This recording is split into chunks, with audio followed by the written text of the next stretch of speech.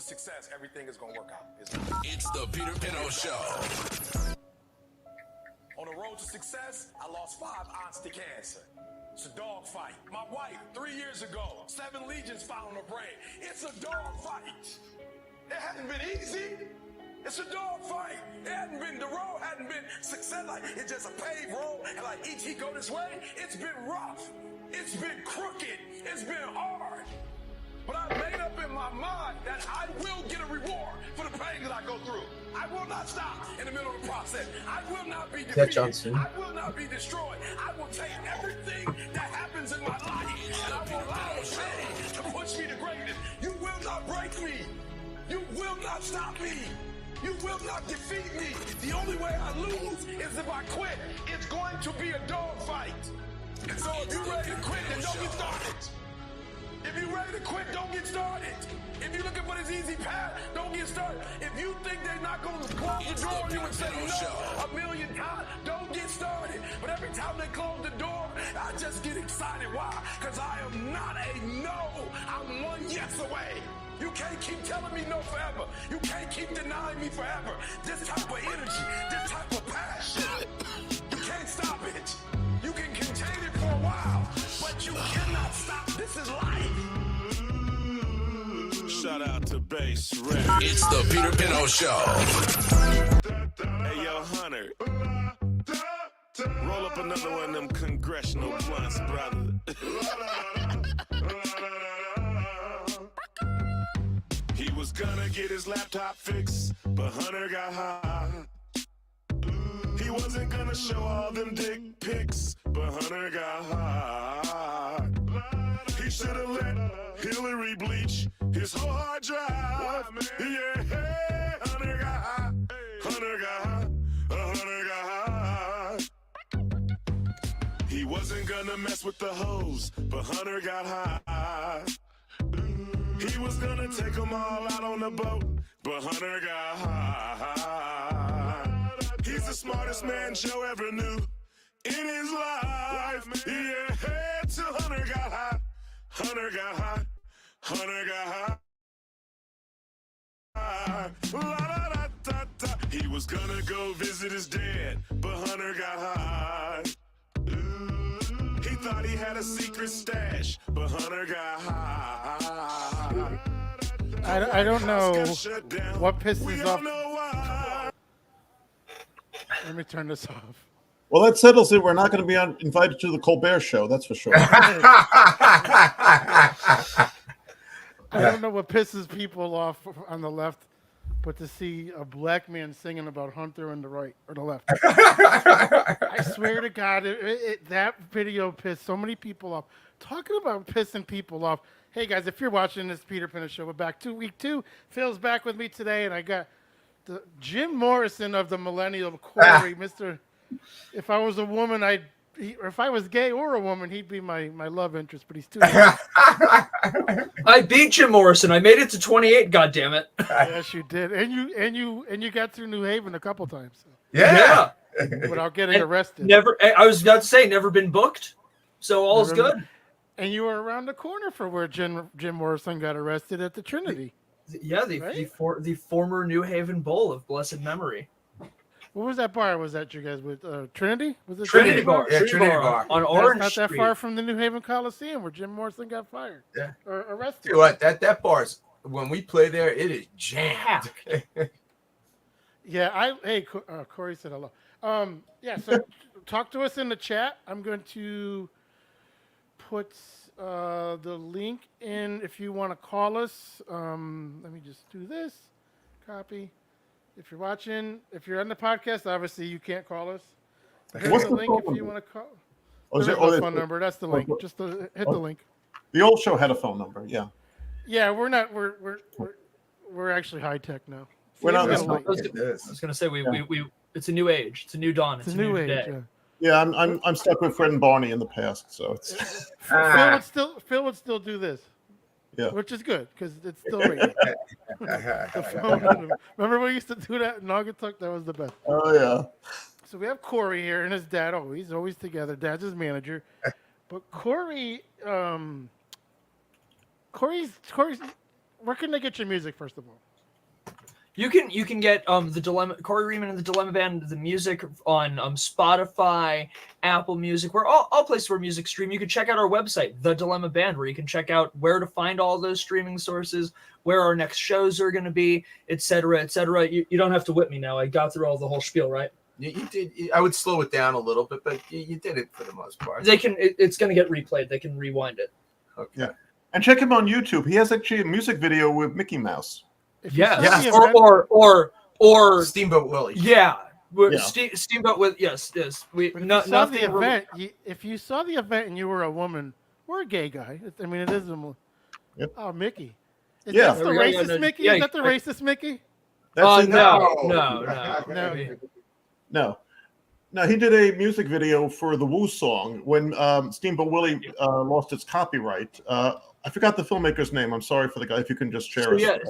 So Zach Haburn from Postfix. It was something that started as a joke. We had not done a music video yet for the Woo song. January 1st hit, and yeah, the copyright expired on Steamboat Willie, the first sound lined up, animated film. And I was like, well, let's put some new sound to it. And I was like, if this is public domain, and I have my own feelings about what the public domain laws should and shouldn't be, but if it was accessible to me, all power to me. If we can run this on the show, Peter, if you'll go to Corey's YouTube page, you can find the Woo song and share it. Okay, we'll do that around the 7 or 8 o'clock mark. Okay. Absolutely. Let's get the people. Let's get people because they don't remember. They don't remember Corey from the. I don't think anybody remembers anybody from PPRN. What's funny is that I'm getting more viewers now than I did when I was bigger. Oh, people remember us not very well. They remember the bad parts, which is I like that. I like that. I like that they remember the bad parts because I see all these bands that used to talk shit about me and they're nowhere. They're nowhere now. And they used to say to me, "Oh, you're in a little podcast and you'll never be nothing." Blah blah blah. Okay. And I used to get mad. I mean, Phil's seen it. I used to get mad. I used to be combative. But you know what? Then I learned I'm like, I just got to be like Corey on stage. I just got to just let my fucking craft. Just do it. It's, again, I've had plenty of people come at me. Some people don't like that I jump around and dance around. And I like the fact that I have a very high register and other people don't. I'm sorry. Who doesn't like it though? People that are miserable or? No, and that's what it comes down people to. That are miserable. I think no, and it's very concerning that there are people who don't want to experience joy to its fullest. There are people who don't appreciate people just having a good time. Can I tell the yacht club story? Sure. It was so they were playing at I won't say the place, but we were at a fancy place in and everybody's having a good time. And Corey is schmaltzy. He has a good time with it. So this one woman who's just a miserable witch, of all the people in all the world she comes over to is Lisa and I. And it says, ugh. Lisa being your wife. Lisa being my wife, his mother. She's like, ugh, my goodness. I was like, well, I think what is it? Yeah, I was like, I think he's Did she have a Jewish accent? Was it like that? Oh. She did. Okay. She goes, She goes, oh, mazel tov. I was like, well, I think he's great, and everybody here thinks he's great. So, and I saw you jumping around. So what's the deal, But yeah, I mean, you're gonna have a good time. I mean, that's the whole thing. It's a party. I never understood that. I've gotten to the age though where I'm like, I look at people like Cardi B and I look at all these people. I look at the Met Gala, the place where people spend fucking $75,000 to eat a $5 piece of chicken and wear weird fucking dresses and block the person behind you's view. And I'm getting to a few arguments with people about like, oh, it's a fundraiser. I said, you realize 90% of those fucking celebrities don't even pay for their ticket. So no, it's not a fucking... Do these people know what this is a fundraiser for? It is a fundraiser. They don't. For the lady from Vogue, who's the biggest left-wing fucking contributor. Yeah, she's a nut job, but it's a fundraiser for the Costume Institute from the Metropolitan Museum, which again is very cool. I think it's amazing that we have. But even the 1943 Met Gala wasn't outrageous. Yeah, and you know what? It's got over time. It's gotten more out. Like it turned into kind of like how the hats and stuff for the Kentucky Derby over time. That's something that's grown. Like it was kind of just a thing people wore to the first one. They wore their best outfit to Churchill Downs because they didn't know what to expect. And then as time went on, it turned into this thing to look more outrageous and more outrageous. Yeah. With the stupid hats and the. And you forget that the horses are running. I mean, I watched. Right. It's not about the racing. Yeah. Nobody mentioned any of the horses. Everybody was the hat. Well, if you've had at least one mint julep, you're not gonna be able to think about anything straight. Does anybody really like them? They're not good. They're gross. I like mixing drinks, and first of all, it's a pain in the ass to make. Like you have to actually like chip the ice. It's not crushed ice. It's chipped ice. You have to take the hammer and like this is stupid. It tastes like shit. Pardon me. But you're on the internet. It's okay. So, okay. Yeah, but what I was trying to say is I got to the age where I'm critiquing all music now, and I know it's my age. I know it's get off my lawn type of thing, but and I know every generation says this, but hip hop isn't what it used to be. Like rock and roll isn't what it used to be. Like, I talk to some kids now that are in their 20s that I work with, and I'm like, "Do you know Mary J. Blige? Do you know Howard Stern?" They're like, "Who?" Yeah. Mary J. Blige, at least. By the way, Rock and Roll Hall of Fame inductee Mary J. Blige. Like they don't even know who the Beatles are.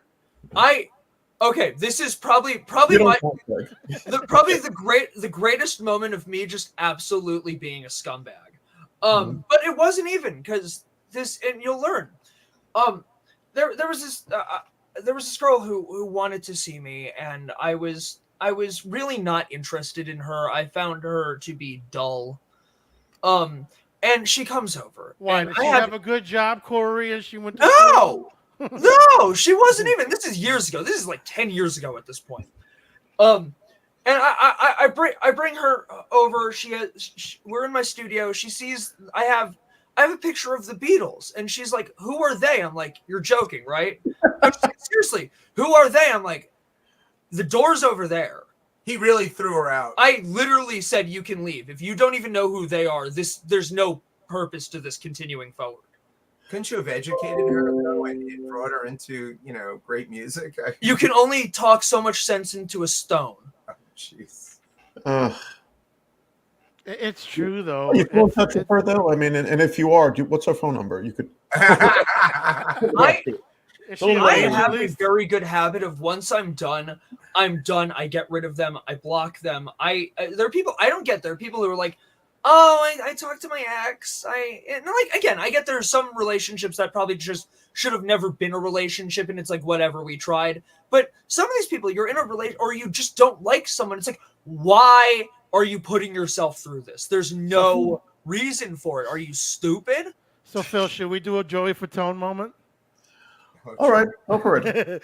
So Corey, your picture. If anybody saw the event, you saw the picture of Corey. He's a good-looking kid. I'm not gay, but he's a good-looking kid. He's like my son. I can't even say anything weird, so I'm not going to. Mm-hmm. But every time he does a show, he's got his shirt off. Yeah. So if we had to do a 1 to 10, 10 being the best, what is the vagina level? See, I made it nice and adult, Phil. What is the vagina level at a show? Like from 1 to 10. I mean, I know your dad's there. I know it's kind of weird. You're like your dad over to Dunkin' Donuts, or are we talking like audience rate? Are we talking like audience ratios? No, like because like opportunities. Yeah. So opportunities is a very we're living through you, Corey. So opportunities, there's an equation here. Now the problem is most of the time when we play one show we don't play one show on a weekend, and we're usually not playing in one state either. So chances versus opportunity, very different things. Because again, when you have to haul out to New Jersey overnight, you can't hang around the bar. Yes, there's no going You guys back always got a room. Yes, when you're sharing a hotel room with either a bandmate or someone you live with, there's no bringing someone back to the room. The whole rock and roll lifestyle is glorious. The most exciting place I get to see usually is the staircase of the hotel because I was just wanting to be a little exciting and not bored, and I didn't want to take the elevator. Well, I was going to Yeah, say, Very excited. But if you're at a show, aren't you going to their room? well, yeah, but here's the problem. So, like the night you saw Corey there, I think we played in Boston the night before. We played at Roger Williams College that afternoon. Then that night we were in New Haven at Trinity, but we had to stay in Stamford that night at another hotel because we had a private event in the Hamptons the next day. And yes, there was a young lady who wanted him to go back with her, but I was like, that ain't happening because. Oh wait! No, let's. Okay, no, we're gonna change this from making this. No, we're gonna make this. Craig. The no. Well, yes and no, but let's pretend instead of making you the big hero, like, oh, I needed to stop you. First of all, I wasn't letting that happen. Because know what? No, unlike the rest of the people I associate with usually, know what? I do have a sense of I need to get somewhere on time. In fact, if I'm not mistaken, I'm going to quote you. The one thing I like about dealing with you is that I can get places on time. So I would, instead of you coming out as like the great, savior of the thing, I was fine on my own that night. Plus, my back couldn't move, and it wasn't going to happen anyway. So he sounds like Felix Unger. Hey, yeah. You're the manager to everybody else in the band. You can't cockblock the talent, Dad. Yeah, well, because there'll be no more shows without the talent, Dad. Not for nothing. I did it to myself. I'd rather on my own accord than being told that I did something. But the problem really is that you think about it. We're done at like 2:00 in the morning. We've probably had another show, and then the next morning, we got to go on the road. Sometimes 2 or 3 hours on the road. So that the glamour, although at the place, you've seen videos, it's pretty ridiculous what goes on, and these young ladies are, very aggressive.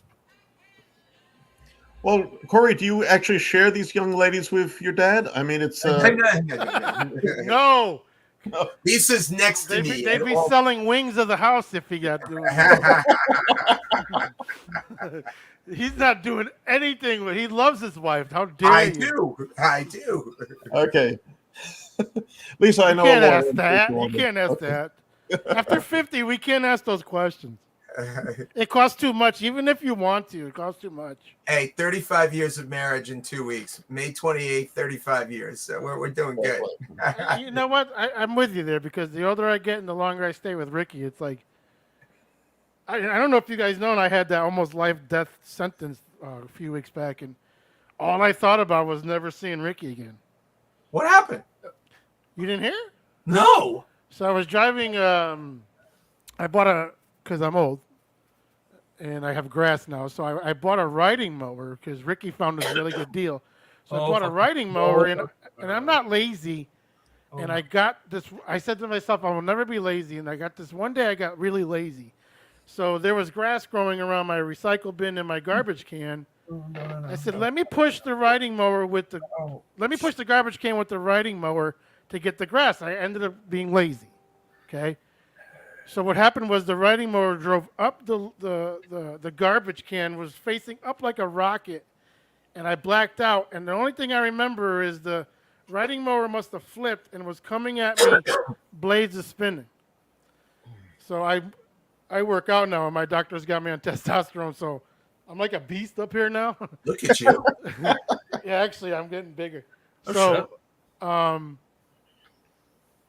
I moved the riding mower with my left hand, believe it or not, while it was spinning. And it chopped my hand off, basically. You can see the scar. Holy shit. So it got me here, it got me in the tip of my finger, it got my ring finger, and it got the back of my leg. Wow. So, yeah, I almost died. I was in so much shock that I lifted a fucking riding mower with one hand, my left hand on top of it. But I was in so much of an adrenaline rush because all I remember is blades spinning at me. So now, when I go to sleep or I'm looking up in the studio now, these fucking ceiling fan blades are giving me PTSD. PTSD. Yeah.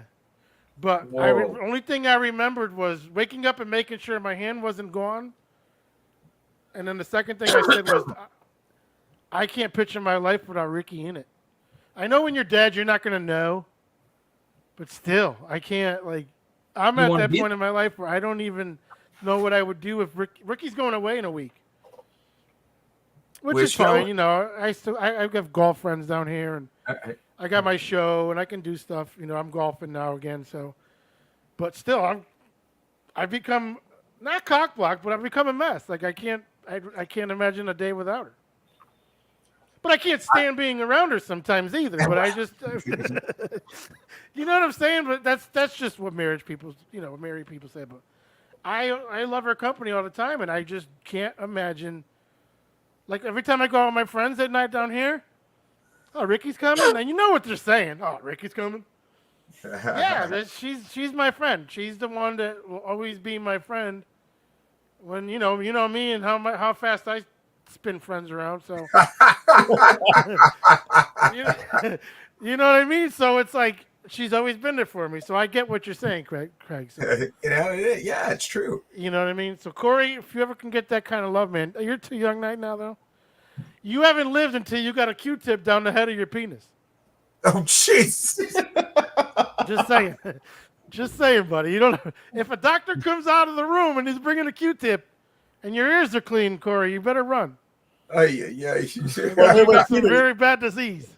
Well, Peter, when you were in hospital with the hand being chopped up, what was the Q-tip doing in your dick? I don't get it. That was stopping me from peeing. Okay.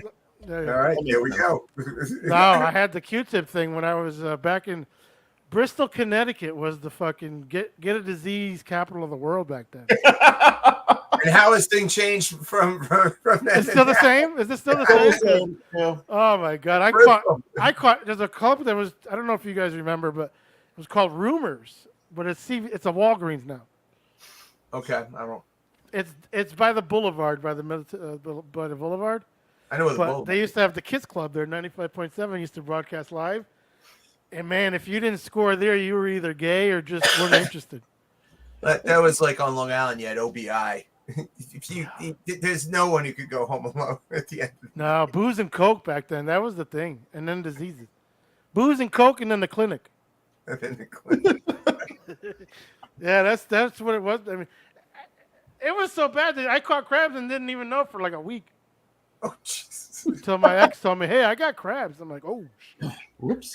I don't know how that happened. By You got it from the toilet seat, didn't you? Did you Remember accuse that, her of okay? cheating at that moment? You remember when we used to talk women? Oh, you just got that from the toilet seat at the bar. That's for me. And you go home and there's all these little orange things crawling all over you. An experience I've never had, thank God. Are you okay, Corey? You look like you're gonna. Hey, what's going on? What are you drinking there? Is that an energy drink?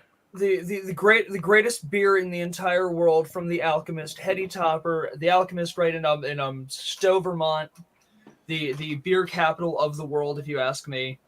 This is the peak of brewing. This is the peak. This is the finest nectar. Whenever I play in Vermont, I stock up for, I bring home like cases because you can't buy it down here. This is a special enough occasion that I used my last Heady Topper. So what do we got to do to get the dilemma down to Spring Hill, Florida? Probably not a lot. I mean, it can be done. There's a fucking brewery, like literally, if I didn't have trees, I could see it. Marker 48. They just had the biggest chili peppers. What do they call those bands? Cover band, like in the country there. They The do a tribute very band. good. They do a very good crowd, and they get a bunch of cover bands on. It's called Marker 48. Look it up, and then the Guild Dog too. You can make it a weekend. Well, I think that's what it comes down to. If we fly out like on a, it's more really getting the instruments, or we drive down. One person drive, two people drive, and the other guys, come down. That's 18 hours though. Yeah, no, it's but it can be done. Where do you put? Are you mostly in the Northeast, Corey, or do you also go down to Florida or elsewhere in the country? So for the most part, the Northeast is kind of the base area. But yeah, no, I will play down. I've gone, I've played in Texas. I've played in California. I've played, North Carolina, Georgia. So we do go all over we're all over the place, whether it's me playing, the band playing. Most of those long trips though are solo gigs. Well, that's what I'm saying. We got the band goes the bedroom for you. Maine to Maryland, probably. That's as high as Maine, as low as Maryland, and then maybe as west as Western Pennsylvania, kind of, and Western New York. And I'm going to tell you something, guys. I'm not saying this because I live here, but this scene down here is like, it's a mini Tennessee. It's every day. Like, you see people playing on a Monday, and there'll be a crowd because no one fucking cooks down here. Everybody's at a bar. Everybody's, Corey, you got to spread your wings. Well, we were talking to a friend of mine from high school. His name's Seth Evans. He plays, and he's invited us down to play down in South Carolina and North Carolina. So, I think the part of the problem is the scheduling. All of a sudden we're booked through October every single weekend. Are you really? Yeah, and so like this weekend, Corey plays tomorrow night at Plan B in West Hartford solo. Saturday night he's playing at Two Roads Brewery, and then Monday he's playing a frat party at Trinity. So we're just booked, and then the next weekend 2 shows on Friday, 1 on Saturday. It's just a lot of shows, so it's hard to like go away because he's booked 3 or 4 shows every single week, and most of them are band shows. So are you doing these schools? Are you worried about any of the other shit that's going on? You want me to answer you? I mean, I am perfectly capable of answering things on my own accord. Here's my thing. Am I scared? I don't think you're scared. Does it make me nervous? Am I concerned about playing at these schools right now? I'm worried about you beating somebody over the head with a guitar. Come at me. Well, he's got Michael Lenosa playing behind him. Yeah, no. Here's my thing. Come protest my show. You know what? I will stand firm in my own beliefs. I'm not going to cower down to, other people who might agree with some things that I agree with. Doesn't mean that when it comes to things, if you don't agree with my right to being, alive, and you in fact want to, idly chant things that you don't understand yourself, go ahead, make my day. Watch what happens. Watch what happens to every empire that's ever gone against the Jewish people. I want to do an event and raise money to bring them all to a Gaza college. And have them go there with purple hair and halter tops and see how fast they come back to fucking little old Yale. Honestly, I mean, if they want, they don't know any life experiences. So I think we should all pay for it to do the benefit and fly them over there for a month. Well, we wouldn't have to pay for return tickets. I'll tell you that. No. Send them over next month when it's Pride Month. They'll love them over in Gaza. Yeah, send them over with purple hair. I love that. No, and these people who are protesting, these people. First of all, I would argue to say 75% of them don't have even nearly close enough to a full picture to be doing what they're doing. Secondly, do you people not have jobs? The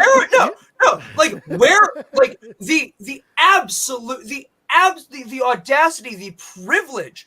These people who taunt about privilege, as you go camping on your Ivy League campus's quad. Are you kidding me? With matching tents. Yeah, wait. Notice the matching tents. Yeah, with Thank you, George Soros.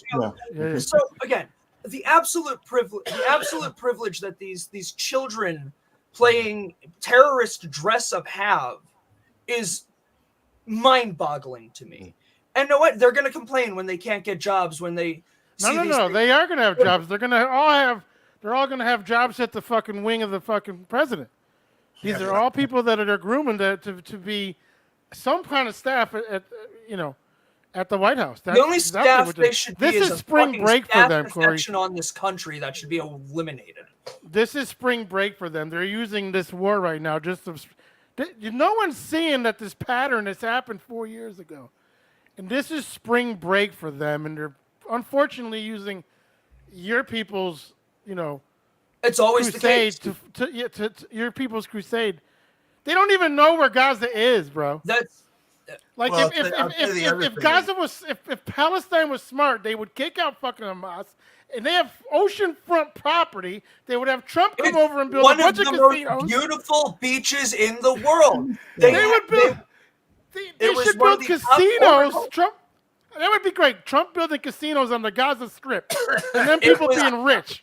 All the Gazans being rich. Abu Dhabi. It was going to be the next, Guitar. It was the next oasis. And well, I was going to say that, the funny thing is they don't know how to do math either. They always talk about 75 years. Well, first of all, Gaza became part of Israel in 1967. So that's actually 57 years. So they have the numbers turned around, as did Judea and Samaria, which is the West Bank, which is also 57 years. And by the way, Gaza was part of Egypt. So if you lived there, you're Egyptian. And if you were part of the West Bank, that was part of Jordan. So you're Jordanian, which... Mm-hmm. Again, and when you ask these people from the river to the sea, none of them know that it's the Mediterranean Sea and the Jordan River. So, why would you give them the answer? Well, do you think they're listening to Pete? Maybe Israel's so bad they dropped leaflets telling you to get out a month ago. This is the first time. What a bunch of savages! This is the only military in both modern and ancient history to ever say we are eliminating a military target. Get out. I like that and said, "If I don't care, Joe. If you don't want to help me, I don't need you." Well, yeah, no, I don't need you. Well, the point is, I got Trump coming in 5 months. I don't need you. The three things that are so ridiculous, they mention apartheid. I was like, well, it's funny because 1947, every Arab country threw out the remaining 800-something thousand Jews and sent them packing. Now they had no place to go, so they went to Israel. So in 1948, they kicked their ass and made the country of Israel. So that's the first thing. And Israel has 9.4 million people. 7 million are Jews. 2.4 million are others. Mm-hmm. So that doesn't sound like apartheid to me when you have equal rights. And you know what these fucking kids don't realize? That Israel's the most left-wing fucking country in the Middle East. Tel Aviv has one of the largest pride celebrations in the world. Tel Aviv, and they're socialists, aren't they? I have had plenty of friends who have gone to Tel Aviv, and I'm saying this without even this isn't a slur. It's one of the gayest cities in the world. I know. Craig, I want to thank you for not sticking a YouTube iPad in front of your child, because that's the product of what we're seeing in New York City. I'm glad you fucking put your foot up his ass and made him go to school and made him learn music or whatever you made him do. Even if you didn't, just work with me here. I'm glad you did what you did, because he's not one of those kids that had a bottle in his mouth with a pillow propped up and an iPad in the crib while the parents are in the living room getting high. No, here's what I'd argue. You raised a fucking good adult. You know what? Here's what I'd argue. He never forced me to have an opinion. I actually developed my own. I wasn't set. No one ever said, this is the right thing to do. This is the only thing to do. It was, you know what? Have your opinions. I disagree with you. Here's why I disagree with you. And eventually you'll see why I disagree with you. And you know what? There are things that I still stand by my own wits to. There are things I disagree with him. But you know what? I feel like these people who try to put a chokehold on the consciousness, a family isn't always going to have a collective consciousness. That's not going to be the case. But these people, if you put too much of a stranglehold, you're going to have rebellion. If you don't put enough of a thing of develop your own opinions, you're going to have these idiots. Also, at the same time, if you put too much of a stranglehold, you also have autoerotic asphyxiation, which could be quite absolutely. Which brings us to OnlyFans. OnlyFans or Kung Fu. Corey's you're on OnlyFans, Corey? I he shows his toes off. Only ones I have are on the ceiling. Oh. We're gonna play Corey's song right now. Let me pull this up. This is the Woo song. The Woo song from the Dilemma that Band. video. It's pretty cool. Great Hang on video. a second. Let me get it on the screen so the viewers watching it can see it. We should say hi to Bob Clark and Bob Clark Jr., who are in the comments section. Folks, if you want to, please join the conversation. Kellyanne, also, thanks for joining in. Vitor Santos, thank you. Ricky, of course, thank you always. Hi, Rick. Here we go. Thank you, Ricky. Here we go. The Woo song with Corey and the Dilemma Band.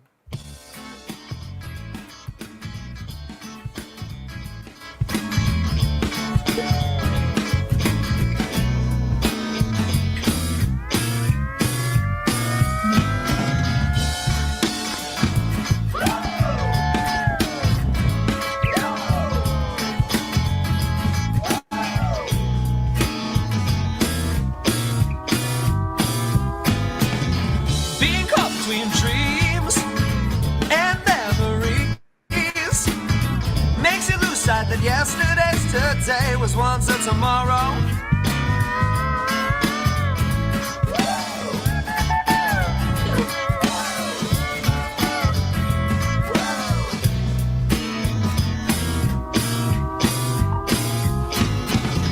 No need to be crass, chasing tails, chasing sass. Who gave you the pass to fill your mouth with such foul illusions? Wow!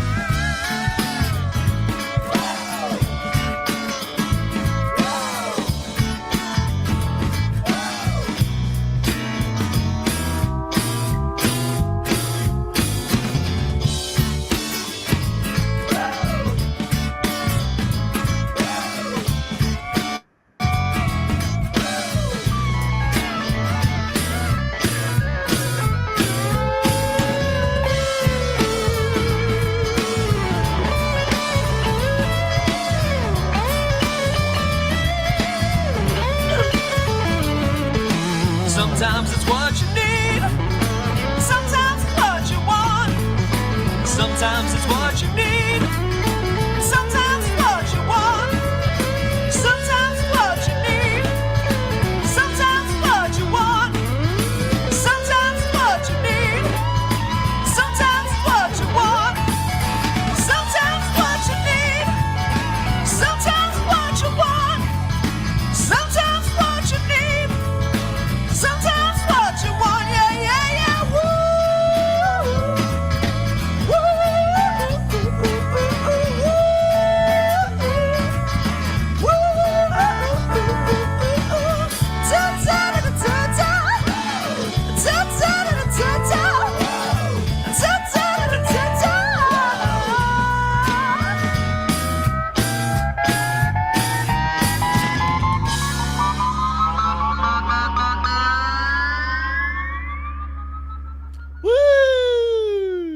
woo, Thank you, thank you. I like the You still racist need Vicky. Ric That's Flair awesome. And again, who was the filmmaker who put that together? So Zach, Hang on a second. That's what happens when you do everything yourself. Okay. Okay. This StreamYard fucking program is the best, dude. no, this is the I love this formatting. Yeah, it's good. It goes to Twitch, it goes to YouTube, and it goes to Facebook. And if I wanted to pay more, I can do 7 more things. But I'm like, I'll just do these 3 live. I'll do Podbean, which distributes to iHeart and oh, by the way, we made it to iHeart, Amazon, and we're also on Spotify. So Mazel tov, mazel tov. I was gonna go to the other ones, but it's like too much, and I want people to concentrate on those 3. I want to say hi to an old friend of ours, Jay Silfin, is watching. So, Jay, how you doing? What's up, Jay? How you doing? Is he on the chat? He just messaged me on Facebook saying he's watching. So we're watching you, watching us. Yeah. Kellyanne? Who's Kellyanne? One of Corey's friends? Hello, Kellyanne. Hello, Victor. I don't know. She's all of our friends. How's that? Yeah. I don't know who Kellyanne is because it says Kellyanne. There's like 13 Kellyannes on my Facebook page. So if it's someone that I went to school with, I'm sorry. I'm old. So Corey, when's the new album coming out? You got anything new coming out or no? So right now I'm back into recording again, which is very nice. And you know, we just did some major renovations to our studio. We've got some new stuff in there, and I've been on, I had a bunch of music like cataloged, ready to go, and finally, I'm the carpenter who never works on his own house. So, I work with other artists. I do, recordings for other artists too, and then I'm finally like, you get, when you play 150, 200 shows a year, you have to finally say, I need time to record. And my goal this year, and thus far it's going decently, is establishing boundaries on my time, saying, hey, my time is worthwhile. So I'm like, I like recording. I don't get enough time to record. I'm going to maximize every opportunity I have to get some music recorded, or to, if nothing else, get some demos ready to go, to have things, coming out. Thank God you got the studio in the house, though, because it'd probably be a lot worse if you didn't. Oh, it'd be awful. The amount, the amount of great ideas that get lost because an artist doesn't have the money to go into the studio or have the time in the studio to make the actual thing they're trying to make. You know, you want to talk why music has gotten bland in certain aspects. You know, the studio system or the modern studio system and the advances that these record companies give artists, it's indentured servitude. So what do you get? You either get an artist who's going to make a streamlined, you know, basic whatever album, or you're going to have an artist who takes the time to make a phenomenal record that you're not going to put out and they're going to keep shelved because they need to make their money back and there's other things on the docket first. It's a terrible system. It's an oppressive system. It's in the same line of scumbaggery as a lot of these streaming services.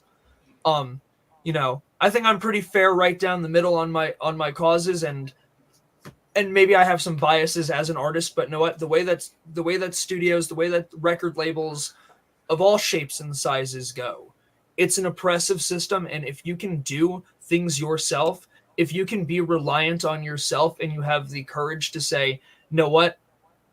I'm going to use what I have to make the absolute best that I can have, and be willing to try to make something better than where you would get outside. A lot of artists, I think, would have better output. Well, and that's the thing I'm noticing too. People like Joe Rogan, like the highest paid. I remember when I started PPRN, there was like 10 of us.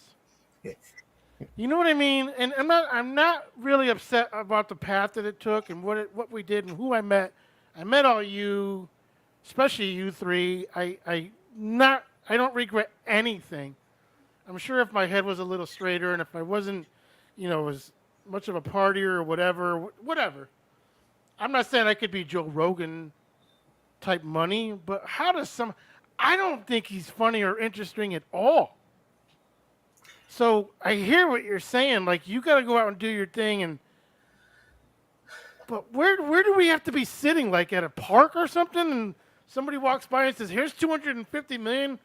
Come to my platform and stream for me." And Jesus Christ. Well, I mean, maybe listen to a show. It's not even entertaining. I mean, maybe we just need to do some ayahuasca, forget our egos, and, you know, talk to God. Maybe. Then we would really truly be like Joe Rogan. But I think, you know, Corey has a friend. There's one group that we know of, and they did a TikTok video, and it's a silly video, but all of a sudden they got 1 million something views, and they became TikTok famous. They don't play a lot of shows, they don't do a lot of things, but they had that one thing that kind of brought them to prominence, and that bites you in the ass though in the end. Too, like maybe. When your niche can you know, and that's the problem. I think a lot of these guys, and I think Joe Rogan's day will you know, come and go. I think everyone's kind of he has a platform. Well, I know, but he has that UFC platform. So, you know, you got to remember. Does he even have that anymore though? Because he's the only left winger that is part of the UFC. Did you see the roast last week?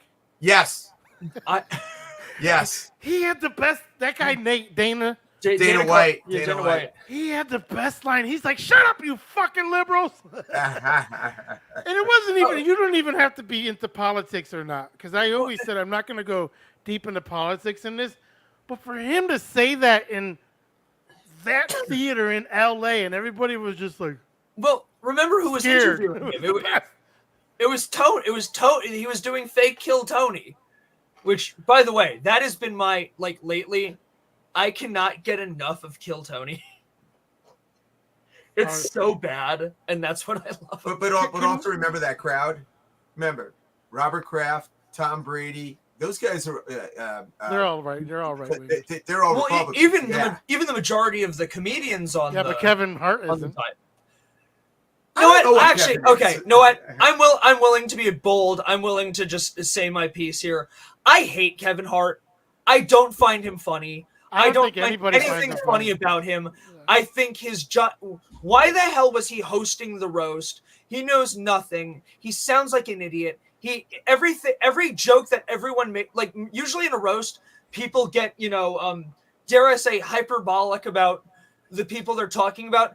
Kevin Hart is the only person who has ever actually deserved every roast joke he's received. He deserves everything. Come on, we all watch for Nikki Glazer. Let's all be honest. Nikki's the best. She's rocking. And she's a whore. That's the best part about it. Yeah, she's the best. Actually, who was that other woman? Sam J?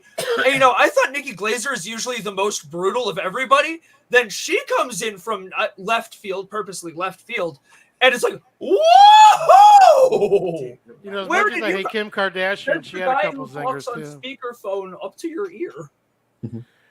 That one guy who did a podcast, he was the most brutal. I forgot his name. Skinny guy. He looked Jewish almost.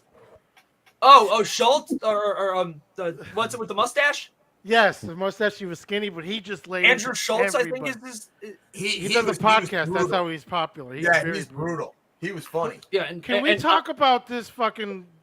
Can we talk about this generation to where everybody's offended and Giselle? Ugh. Oh, I can't believe you let them talk about my kids. You're the one that cheated, you whore. Exactly. You're the one that fucking humiliated him first. Like you can't go and do 8 karate classes a day and stay a white belt. and clearly her kung fu coach did not go the same way as David Carradine. You don't even understand. Tom Brady got more mad at Jeff the Roaster than he did at the jokes about Giselle. He's like, don't talk about Robert Kraft in the massage. Yeah, why? Yeah. It's public. Well, I was going to say, it's the monkey in the room. I think, the facial expression Robert Kraft gave was like, Tom, go. Robert Kraft's not going to that roast, not thinking there's not going to be a joke about the massage parlor. Well, here's the other thing. But he's like Joe. He has a good sense of humor. Robert, you got that kind of money. Why are you going to a $40 massage? I'll tell you why. Remember, his wife had passed away. He's a single guy. He's getting a massage. He doesn't want to give away his money to someone in a marriage. So that's the cheapest thing he could do. I mean, if you think about it, he didn't do anything wrong, really. He's not married anymore. His poor wife passed away, the love of his life. So he got a little happy ending. What the hell? Who cares? I'm not saying there was anything wrong with it, but why would you go to somewhere that's like I drove by it in Florida? That's just like when you go to a massage parlor, you look for the ones that are in the nooks or they're behind plazas or they have back doors. You don't go to the ones I'm assuming next to the subway. Don't have those services. Who? I'm assuming that again, those places don't have the services he was requiring. If your massage parlor is open past 5 o'clock and there's a picture of a woman with stones on her back, it's not a legit massage. Well, he's not going anywhere past 5 o'clock anyway. That's after the early bird. What do you think, Phil? When we were in Wallingford, there was a massage parlor next to our studio. Remember that? Yeah.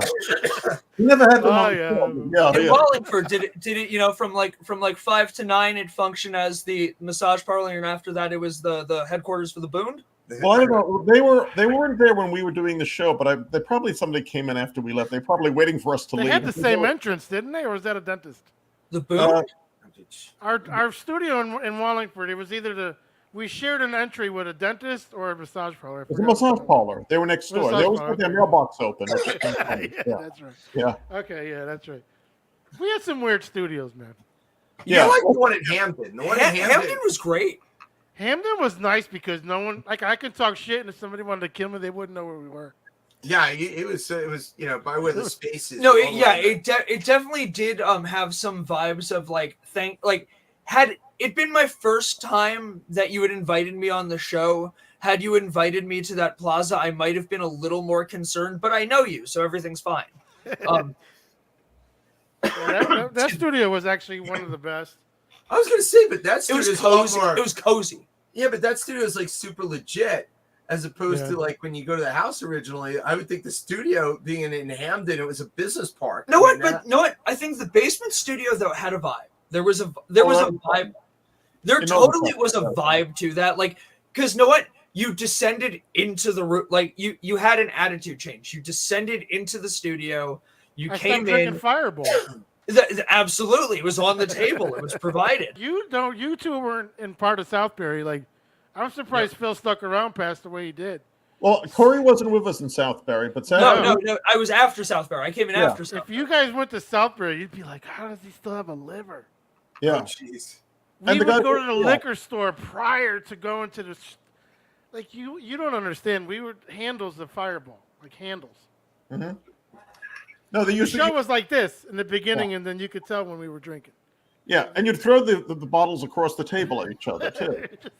Oh yeah, we had little shot bottles. Oh, like the little nips. No, the big bottles. The big bottle. I think one time you threw. Oh, jeez. Yeah. It was. Oh man. I'm not even gonna say which is my favorite part of PPRN because it all was. I met so many people. I've met so many enemies. I've met so many.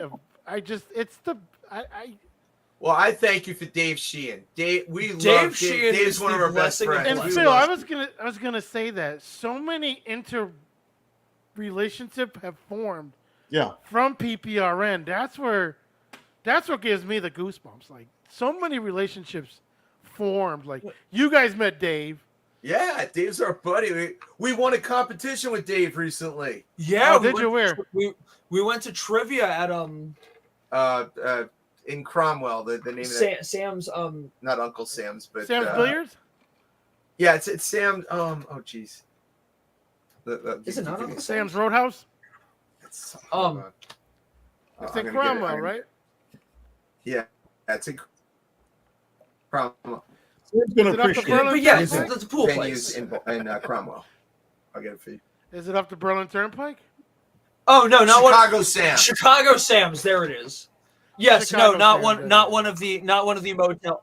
Not one of those motels by the Pine Loft. No. Yeah, no, it's Chicago Sam's, and the place is really cool. It's a big place, and there were tons of teams who like go every single week, and but we had Dave and Corey, and then Lisa and my I are mother. old, so we were able to like contribute a little bit. But the music questions between Dave and Corey, they got every single question right. So even if we got the regular question wrong, they had bonuses for a music question.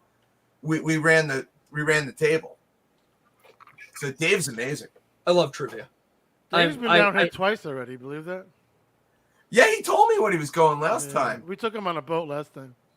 Very cool. We took him on a boat in the middle of the island. His little white, pale skin, and I love Dave's videos on Facebook when he contemplates words and phrases. It's hysterical. yeah, we actually took him to he did a show down here in St. Pete. Very cool. And Dave's funny as hell. You I too, love Russell. Dave. So Corey, how do you? Here's the thing I want to talk about, because when I was coming up, PPN, Phil knows, we used to have a lot of bands on. He actually curtailed me from that, and he started getting normal interviews. But I was relying on, I was the party life. I was relying on bands. Yeah. Metal bands too. Yeah. Metal bands too, yeah. Yeah. So it was fucking ridiculous. Like 35 people in the studio. Oh, Jesus. But I see when we were coming up, they would make fun of PPRN after they would love us in the beginning, then they would hate us for some. I don't know why. We were never really dicks to them. I don't know why they ended up hating us, but whatever. So what I'm asking you is, Why did I stay? no. Are you willing to branch out past Connecticut? Like, because I really want you to succeed, but I don't see a future in staying in Connecticut. Well, I Connecticut at this point is home base. I'm not saying it's otherwise, but you know what? Again, I'm playing more out of state than I am playing in state. Are you And getting better feedback though when you're out of state? yeah, because you know what? See? Again, and again, you know what? And I'm not going to blame Connecticut itself. I'm not going to blame, the people in Connecticut. That's what they're used to. This is not these guys aren't in Boston. These guys aren't in New York. Again, when NRBQ and Michael Bolton were the big deals of the music scene, again, Big Al is only going to get you off so many times. Well, the thing I was going to say is, we probably only play in Connecticut. The Shaboo burned down, and so did the Connecticut music scene. Yeah, Okay. but Like probably only Dice's play in- career. yeah, we probably only play in Connecticut 15 or 20 shows a year. The other 130 or 40 shows are outside of Connecticut. Now, the problem is that as a band, there's restrictions in the fact of which guys can play, how many days can they play. Because remember, a lot of guys, Corey is full-time musician, and 2 or 3 of the other guys that play within the group are full-time musicians. But 2 of the other 3 other guys work full-time. So even like Michael Lenosa, our drummer, our number 1 drummer, Mike could play Friday, but he can't play Saturday because he's got to work Saturday. So if we go on the road, he can't be the guy on the road. So we have restrictions. So that's why Maine to Maryland is usually where we're at, and Western Pennsylvania, Western Northern New York. But I would say the past year we played Albany area, Albany, Lake George, And that's another thing. It seems like also we go in cycles of like one either region or little area, and that does make sense. That whole word of mouth thing, you play a few shows at the beginning of the season. By the end of the summer season, you're going to play a few more shows in that same place. So yeah, this year it was the Albany, capital region for New York. Here's the thing, though. There's it's like me in radio, just like you out on the road. You're going to have that one day where someone sees you and your guitar player that wasn't or had to be somewhere wasn't there that day. And there's like guys like, I want to sign you. Here's a $3 million contract with the 4 of you. Mm-hmm. Now you got, I'm going to get to my point, but now you got to make a decision because the thing with me was I always had a big entourage, like 6 or 7 hosts. And I think when Phil remembers, I remember telling Phil, which he was always loyal. He was always there every week. I never had to worry. And if he wasn't, he always gave me ample time to figure something out. But if someone comes by and says, I'm going to give the Dilemma Band $3 million sign right now, the 4 of you that are on stage right now, you got to, Corey, make that decision and say, all right, well, my guy that's not usually, I don't care, I want you 4. I heard you 4, and you're going to be like, well, my normal guy's not here. Do you make that decision? Because my point is, I found it hard to get people to share. I found it hard for people to be loyal. I found it hard for people to even just deliver content. So with you, it's sounding like everywhere, like if you go somewhere new, somewhere different, you got to substitute someone or somebody. So what if one day you go out and they only see you solo? Now, do you break people's hearts? Or do you stay loyal to your people? That's, you know what I'm saying? The right people come through at the right times. I swear by that. And even in the moment where it might seem like someone leaving or someone entering the equation might be the worst thing possible, people come, and the changes that happen, someone's time is going to come, whether it's the time to shine or their time to go in the dark. Yeah. And with that in mind, know what? My whole thing, why is my band called the Dilemma Band? God damn it, I'm here to run with the changes. That's what I've always done. I got sick and tired of living my life musically and my life in general off of the restrictions and the confines of other individuals. So, know what? I came up with my system. I came up with, know what? I'm the guy that's going to be the one who's kind of the ringmaster. I'm going to be the ringmaster, no matter what you see. Let me jump in on this. Give me 1 second. I want to shout out to Melvin, DJ Melvin, the Next Level Entertainment down here in Florida. If you need a DJ down here in Florida, our wedding season is different than your wedding season up north. But if you're down here in Florida, you know anybody in Florida, go check out Next Level Entertainment. DJ Melvin, one of my friends here. So, what's up, Melvin? He's in the chat room. But Corey, go ahead. I'm sorry. Well, what I was going to say on it, eventually we had to change the name. We always went by the Dilemma Band, but it's Corey Rieman and the Dilemma Band, and that was a necessity. I remember one guy calling you Rieman this whole time. Well, it's Rieman, but it's all good. It's all I would have remembered Rieman. I don't know why. Yeah. Sorry. But it's Corey Rieman and the Dilemma Band because when someone hires us, as good as the other musicians are, and we bring in extremely good players.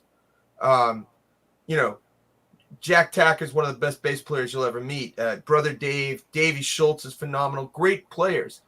But the bottom line is you're hiring Corey. And you have to, and they realize that the other guys that are coming on the team are part of the team, and you get to see it on the Dilemma website.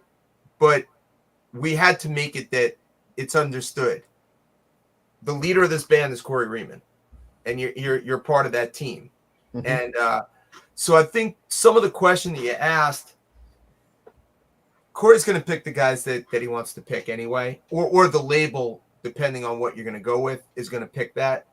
And I think it's going to be the same, but I think that's just the way it's got to be. I mean, life's a tough thing, and the best rise to the top, and the top players are going to play. But I do have a question. When Corey is with the band, is Corey the only one who can take off his shirt, or do all the other guys take their shirts off too? I think everyone else is a loser for not doing it. I think all the girls want to see Michael. Yeah. He might have acne, though. That might be the problem. He might have acne and doesn't want people to see it. No, Michael wears just enough to make, and to keep it from X-rated. I would take my shirt off as big as I am. I don't care. I would be your fucking second front man if you ever needed. Listen, come down here. I'm going to be your front man. The hair these days, he looks like a rock star. Right, exactly. I won't sing. I'll just stay up there and I'll put my one leg on the speaker, on the monitor, and I'll just stand there with you. I've seen one. I think I've seen 3 photos in my life of Iggy Pop with a shirt. I don't want to see Iggy Pop with a shirt. I don't care that his stomach looks like leather. I don't think he does either. Like, you know what? It's liberation. You know what? When you're performing, you know what? First of all, it gets hot. Do you want to see the performer with globs of sweat all over their shirt? No. Open it up. Be free. That's like it's 2024. You know, men have nipples. Some have hair. Some don't. But I'm smooth like a baby, man. Yeah, but like my point being, you know what? I got no hair on my chest. Too much information, Pete. I think that a lot of people get a lot more freaked out about, the shirt getting opened, like it's tribal spectacle or something. It's like, you know what? Usually, it's not a prop. It's not me trying to whatever. I'm hot. I'm moving around. You know what? I do try to move around. I try to be there for the audience. I'm trying not to loiter on stage. It gets hot. And I don't want to wear just a t-shirt because I try to be somewhat of a professional and try to, dress for the occasion. So like, you know what? I'm going to open my shirt up. And if people want it for whatever context they want, is that your signature though? I don't know. Natural. Well, it is on your profile page, so I mean, you're not wrong. You know what? No, my signature is my gold necklace that doesn't leave my neck. It's my Hebrew name anyway, so it quite literally is my signature. If you're just tuning in, or you hit the podcast button and you ended up in the middle of listening to Corey Rieman, the Dilemma Band, go check them out. We did a YouTube video, rewind it. It's called Corey Rieman, the Dilemma Band, the Woo Woo song. One woo, the woo, just one woo, the woo song. If you like Mickey Mouse, go check it out. It's pretty cool. We also have Pete, what's that? Maybe we can get Corey to do a live song. I don't know if you have a guitar handy. I whether I have a guitar or tuners. I'm sure he's got. They hung up on us. Well, they're going to get the guitar, I guess. So it's. He must have turned his camera off. Yeah, probably hit the camera while running for the guitar. So. Ew. Yeah, he'll be back. So how you doing? Well, I'm just sitting around doing nothing. I heard some thunder outside. I thought it was going to rain in Connecticut, but I guess apparently it passed us by. So or maybe it'll come back later. Yeah, we'll see. We'll see. When is hurricane season down in Florida? I believe it starts. There we go. Yeah, you must unplug. You hit the thing. I believe it starts Memorial Day weekend. It might be now, but it goes till November. I'll tell you what, though. Melvin says, I like the Steamboat Willie. It gave it a good touch. So Melvin already watched your video. Kellyanne said it poured a few minutes ago. Oh, and Bob's saying June 1st. Okay. June 1st. It did, I'm over in Southington, Kellyanne, so I don't know. It apparently didn't come over here. I guess she's in Augatuck? Yeah. I guess she got the rain. Yeah. So, what were we talking about? We were talking about hurricanes. We were talking about Corey going shirtless, and we lost him. Yeah. Now he's getting a guitar, and so we're just looking at Craig. Looking at I realized that he unplugged the camera that's on the top, so now it's coming through the laptop instead of going through the. It's actually a bigger view now. It is. I see the Beatles behind you. Is that Speed Racer in the background? It is Speed Racer. Oh, Yeah. go Speed Racer. Yeah. And if you guys are watching this from Connecticut, there's 3 different parts of the universe in here. There's Florida in the left, there's the Southington area to the right, and then there's the Avon area in the middle there. Yeah. So see, technology is amazing. And Kellyanne's in New Haven, by the way, Phil. So if you have to go towards New Haven tonight, it's raining. Okay, sorry, Kellyanne. I thought you were. Kelly, you need to ship me some The thing went Sally's out. pizza and shit. You unplugged the. You're talking on the air. I understand, but you unplugged the camera. Well, we're back now. No, we're I not. see they still We're bicker, actually Phil. You see using that camera instead of this Oh camera. yeah. It'd be a great sitcom. Oh, and Phil has a show on Sundays, the Nutmeg. Nutmeg Chatter. It's Nutmeg on WAPJ out of Torrington, and it's also online at nutmegchatter.com. So it's a weekly talk show. Corey's been on the show a few times. I love it. It is one of my favorite radio spots. I always love doing Nutmeg Chatter because you always keep it Corey was born in the 50s because he loves everything old. He really does. He's such a good kid. And you notice I didn't tell the story this time about the bicycle pump. It's crazy. That is coming up on 8 years. We've been together that long. Yeah. Well, you knew each other before then. So about 10 years. Close to 10. All right, Corey is going to do a little number for us, a little by little Jack and Diane there. What are you singing?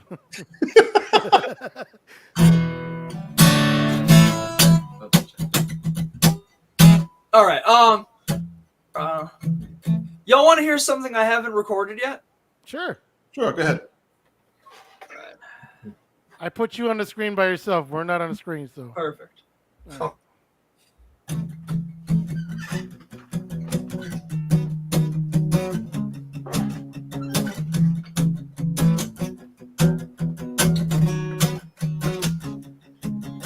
The burden won't get lighter, brushing the chip off your shoulder and acting like a gray dog won't make you any older.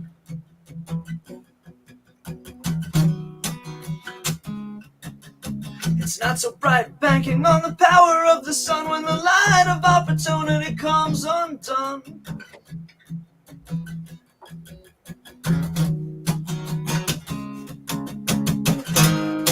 You're no cowboy, get your saddle off your high horse. You try to vie for pity, all you take on is remorse. There's a divide between desperate and desperado. When you're mining for fool's gold, El Dorado.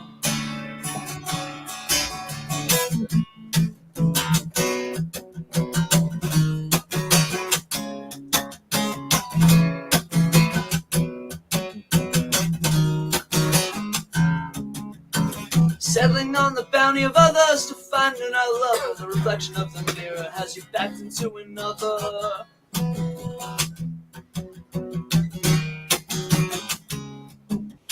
You want her to call you daddy, you want her life and home. Eternally, paternally, you end up like your own.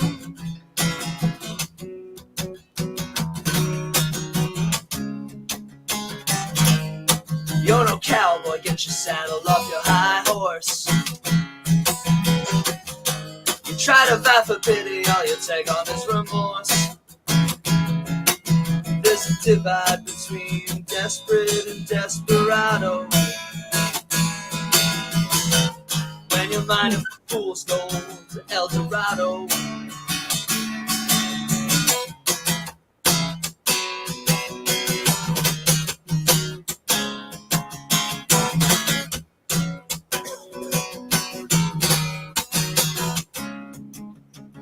try to quit a strange enigma, building up a wall of codes. Jumble up your message so no one around you knows.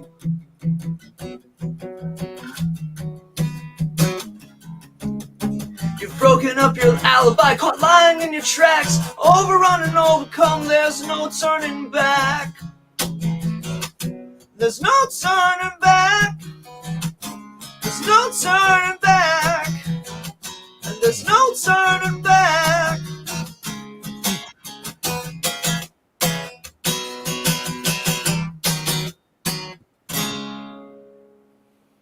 Corey! No, and he kept his shirt on, so that's, you guys didn't get the treat of his shirt being off. So. How do I get this back to the three of us? Yeah, no. There we go. There you go. So yeah, no, I want to give a shout out because I know he listens to the show too. Maybe you guys can go talk to him. He owns 2 restaurants, one in Litchfield called At the Corner. I don't know if you've ever been there. It's on the corner. It's right next to the courthouse. And he also owns Black Rock Tavern in Thomaston. I believe he does music, Corey. So if you want to talk to him, his name is Red Landfair. Go see him. Go eat something. You're not that far from Torrington. You're not that far from No, not at all. Sell him, show him maybe he's going to see a video and try to get a hold of you. I don't know if he does music. I'm sure he does. I don't know. It's Litchfield, so it's bougie. So I'm sure they do music there. So maybe you guys can hook up. That's a really nice place to probably to go to do your solo thing. Absolutely. If he wants to do solo or if he wants to band, just go give him a call. But send me a Go ahead. Yep. Send me a message. I'm here. I think my profile link is linked somewhere. I know in Phil's post. So find me.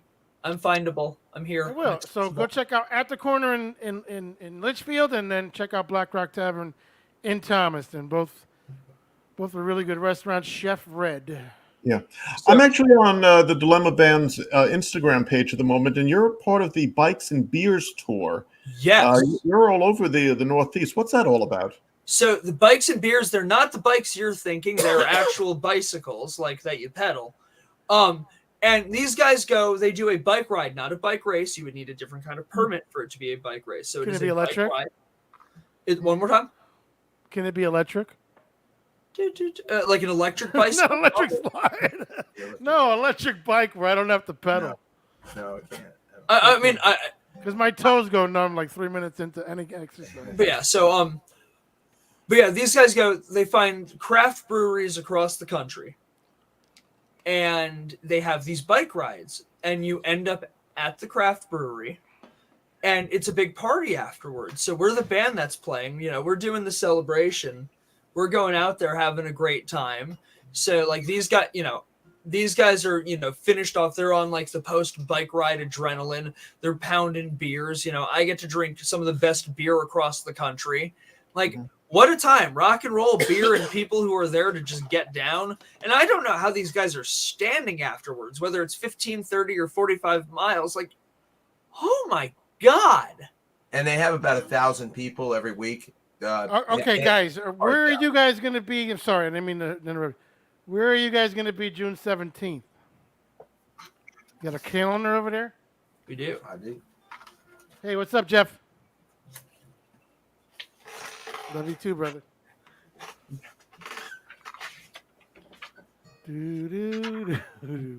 I will point out that Corey's going to be this coming Saturday in Stratford, Connecticut. Yes. At Two Roads Brewing as part of the Bikes and Beers tour. And the following Saturday, the 18th, he's going to be at the Buzzards Bay Brewing up in Westport, Massachusetts. But you can find that on the Dilemma Band's Instagram page. Absolutely. Thank you. So June 17th is a Monday. Oh, all right. So you're not playing. Okay. Because Melvin's going to fly up on the 17th, spending time with his family in Simsbury, which isn't that far from you. Oh, wait, that's right the there. town next door. And then he's going to Boston for 4 days for a small vacation. So, are you in Boston at all that week? We're actually in Westerly, Rhode Island. We're playing Corey's playing a duo show at Westerly Yacht Club. Take a ride to Rhode Island there, Melvin. You're not that far. It's 2 hours, right? Hour? About an to hour and a half. Boston? From Boston, it's about a 45-minute ride. See? Take the train. Take the train to the plane. Hey, you guys, if you go to Boston, I need you to go to this thing called Fire and Ice. Oh, Fire and Ice That's is one Providence. of my... No. That's No, the there's one in downtown Boston. Fire and Phil, Ice is one of my favorite restaurants in all of You got to Boston. see this fucking hibachi. It's huge. Oh my god. So the first time I went to Fire and Ice was my senior year of high school. Well, that was disgusting. I got allergies. But first time I went, so this would make it. It was right before my birthday, so this would make it October 2013. I went to see Yo-Yo Ma with the Boston Symphony Orchestra. He was doing a rehearsal with them, and my school did there was it was like a public rehearsal, a public dress rehearsal, whatnot, and I got to see Yo-Yo Ma. Again, I've seen some great bands, I've seen some incredible things, but know what? Getting to see Yo-Yo Ma with the Boston Symphony, that was it, because it was such a different experience than what I was used to. But then part of that trip afterwards, we went to Fire and Ice, and that was sick. I want to give a shout out to my stepdaughter. Happy birthday to Kayla, and also my sperm daughter. She graduated today with a master's degree in psychology. So, Nice. congratulations to Haley. Huh? From Sacred Heart. That's Well, right. she Great started at Marist, and then Great people school. there were mean to her, so she moved to Sacred Heart because of what I did for a living. So I said, get the fuck out of there. Who cares about Marist? But she did graduate from Sacred Heart today, so shout out to her and everybody else. Fire and Ice looks good. Yes, Melvin, I'm telling you. Corey, tell this man, Fire and Ice for $20, and it comes with booze. Has to be the biggest. It's got 17, and I'm not being racist, 17 Mexicans cooking hibachi. Well, yeah, Chinese it's not hibachi. just hibachi either.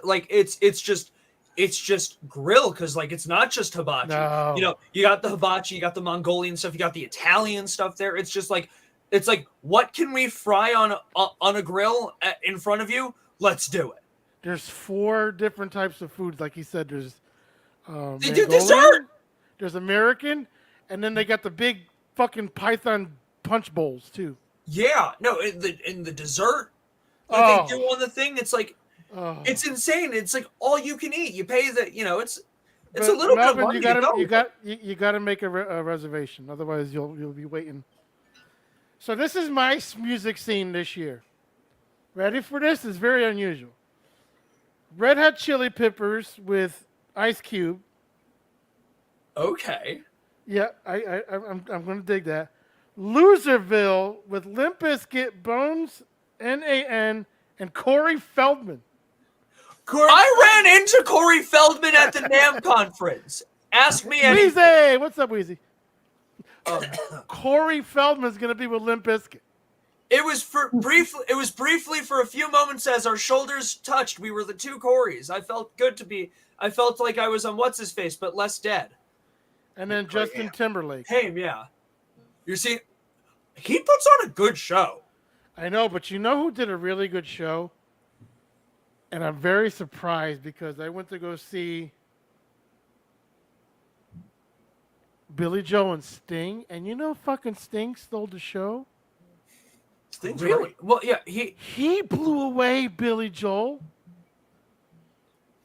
And that's impressive because, talk about a guy. Florida, Weezy, come to Florida. They come down and see. Talk about a guy who puts on a hell of a stage show. Corey, he killed. I mean, he was so good when Billy Joel came on. I was like, all right. First of all, it was the Buck Stadium, so there was 90,000 people there. But I'm like, I wouldn't even be mad if we didn't fucking stay for half of Billy's show. I was already excited with who turned that on? I was excited with Sting. I saw the Police. Didn't the Go-Go's open for them? Yeah, I saw it at the Nassau Coliseum. It was probably 82, 81. It's probably 82. The Go-Go's opened up for the Police at the Nassau Coliseum. That was a great show. Wow. But so you mentioned Corey Feldman, right? So every year I go to the NAMM conference, the National Association of Music Merchandisers. And by the way, for the first year ever, are you ready? Yeah. I'm actually a music merchandiser. I now sell I love guitars enough. I'm selling instruments. Mm-hmm.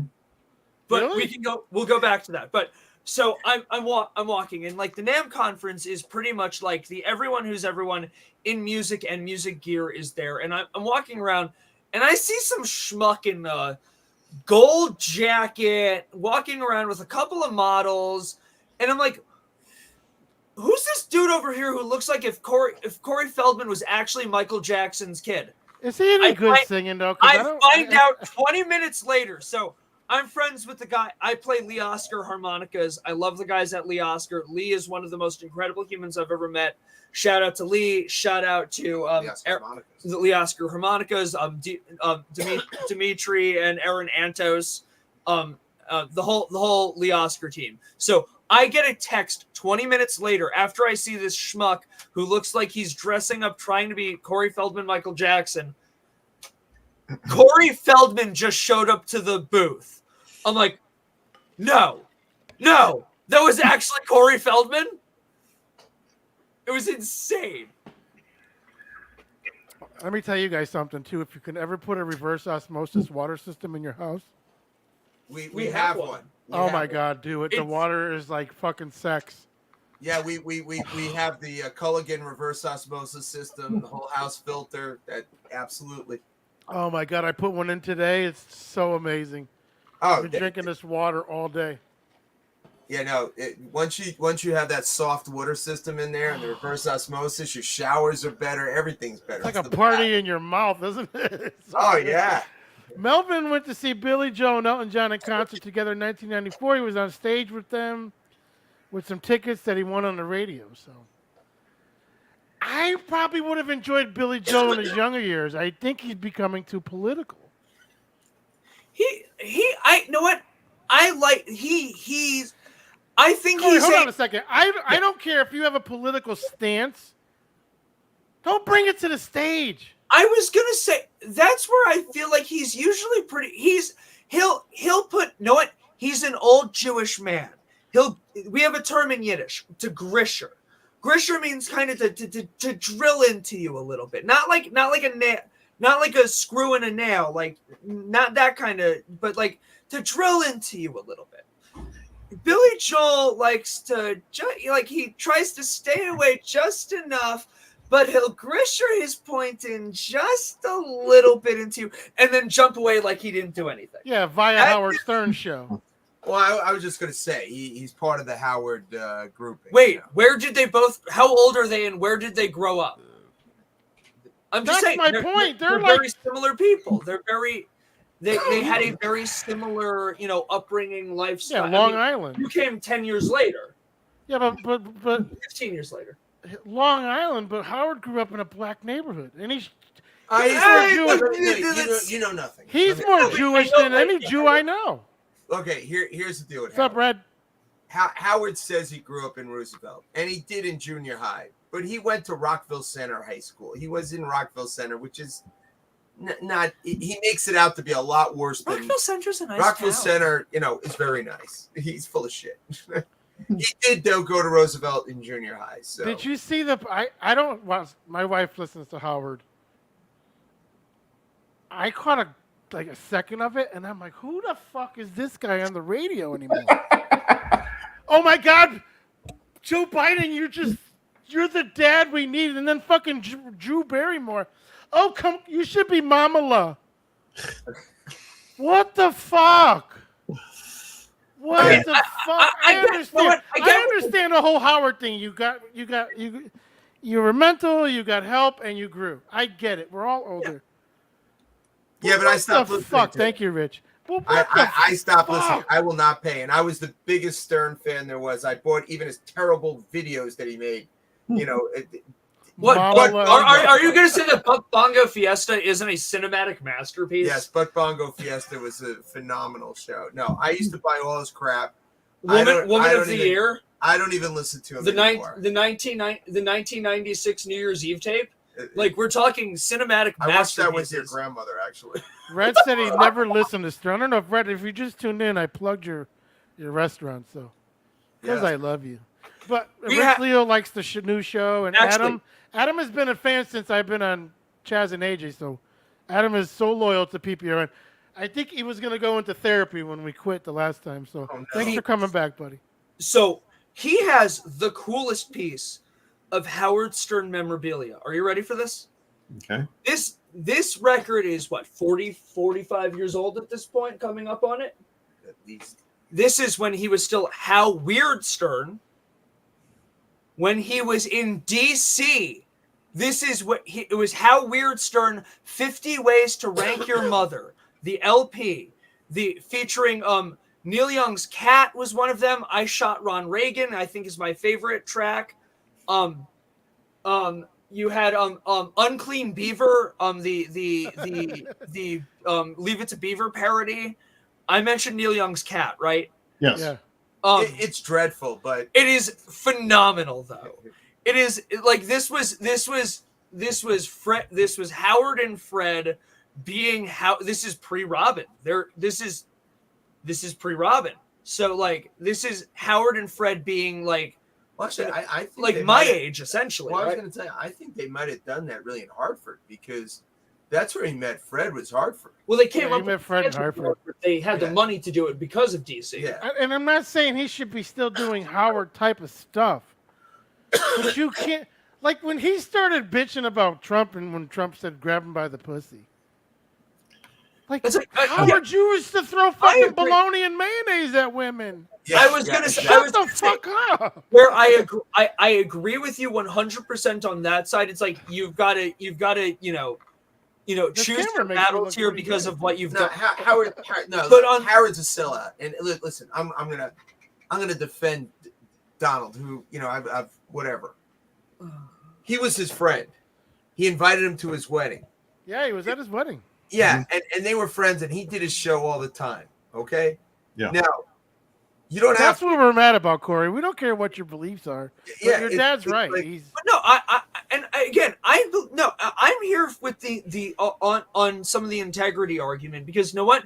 There is a difference between growing and just entirely abandoning what you were. And with the Trump case, you know what? Yes, that was an individual who he was close to, he was friends with, and I am perfectly fine. And he doesn't have to support him. I have no problem with not supporting him, but he shouldn't have not done the other thing. He should have kept his mouth shut. If you don't like somebody, fine. But when you go and when you be a hypocrite about it, you threw bologna at women with mayonnaise. Like you degraded women more than Donald ever. Donald was a fucking. Let's listen to me. Everybody hated Donald till we found out the country hated him more, and we found out why. I couldn't stand Donald Trump, and I don't love the guy. I don't worship him. When people start going, "Oh, you're a right-wing maniac," no, I'm not. I used to be a Democrat. I don't like their standards. Like when I was 18, yeah, abortion. Now I'm like, I'm not going to throw it in your face. If you want to get one, fine. I don't believe in it no more. You know what I'm saying? Like we all grew, but I'm not over here saying, hypocrite. Don't get an abortion because Lord knows I had 2 or 3 growing up. You know what I mean? You can't be against something and then or for something and then later on be like, oh yeah, fuck that. You know what I mean? You can't. You got to stay true. And I'm not saying be the guy from the I came up in the ghetto. Now look at me like I'm gonna go buy a house. I'm not talking about that. I'm talking about Jimmy Kimmel saying what fucking Stern with what Donald did is this and that. Meanwhile, Jimmy Kimmel. The man show. I was gonna say, I think Jimmy Kimmel's worse than Stern, if you ask me. Stern, because Stern was gradual. Stern happened over time.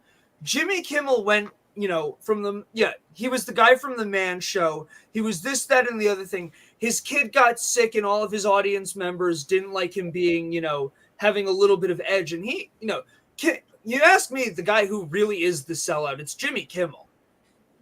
It's Jimmy all of them. And Louise just said Stern made Anna Nicole step on a scale on his show, and she was clearly addicted and was brought to tears.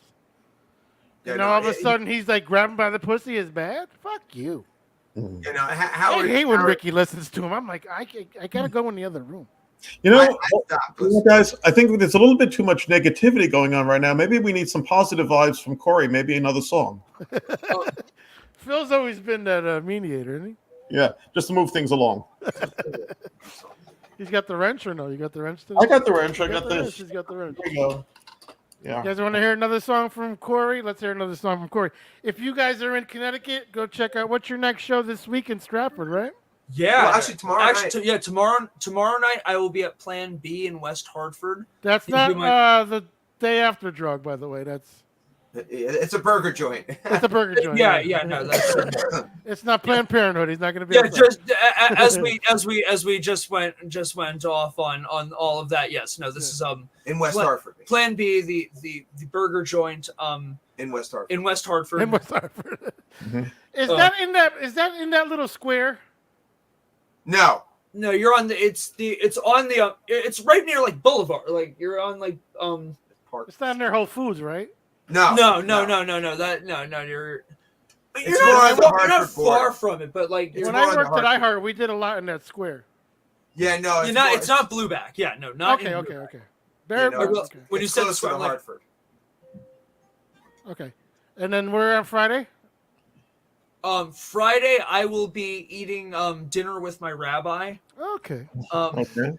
Shout out to the Robo. Yeah. Anybody has a Gaza flag wants to go outside the restaurant? We'll give you the address.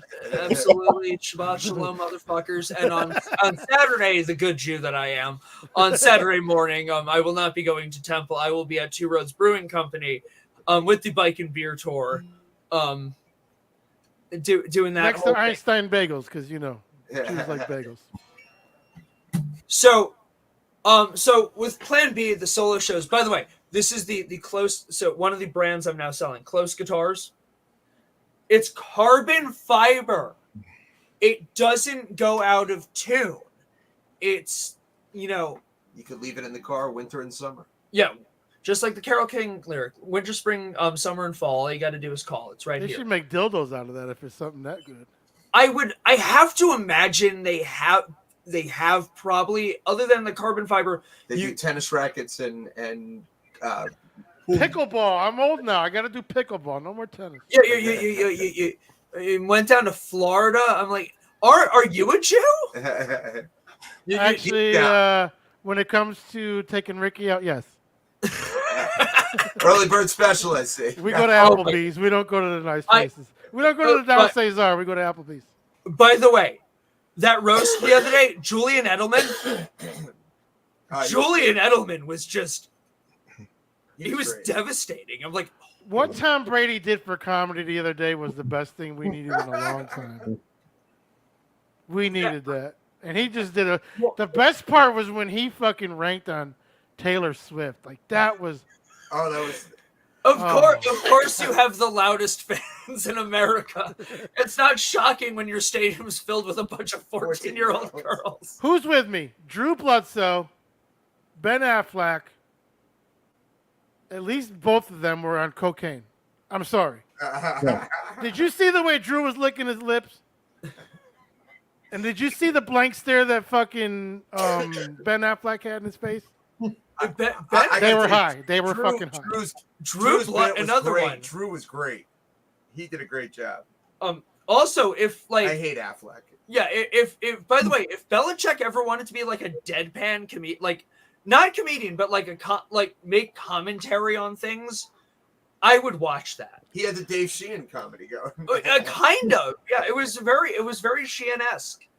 Hey, Red's watching, so why don't we do your music now? So, in case he needs someone to play music at his restaurants, I was gonna say, yeah. Right now could be a tryout. How's that, Corey? So tomorrow I'm doing my solo show where I get to screw around things that you wouldn't necessarily expect from me, and I've had a little renaissance lately, and I am in love with country music.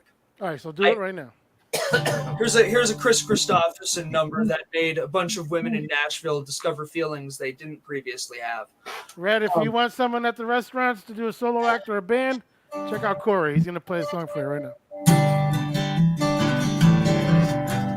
Take the ribbon from your hair, shake it loose and watch it fall. Resting soft against your skin. like the shadows on the wall. Won't you lay here by my side till the early morning light? All I'm wasting is your time. I'll help me make it through the night. And I don't care who's right or wrong. And I don't need to understand. Let the devil take tomorrow. For tonight I need a friend. Yesterday is dead and gone, and tomorrow's out of sight. It's so sad to be alone. Oh, help me make it through the night. And I don't care who's right or wrong. I don't need to understand. Let the devil take tomorrow. For tonight I need a friend. Yesterday is dead and gone, and tomorrow's out of sight. It's so sad to be alone.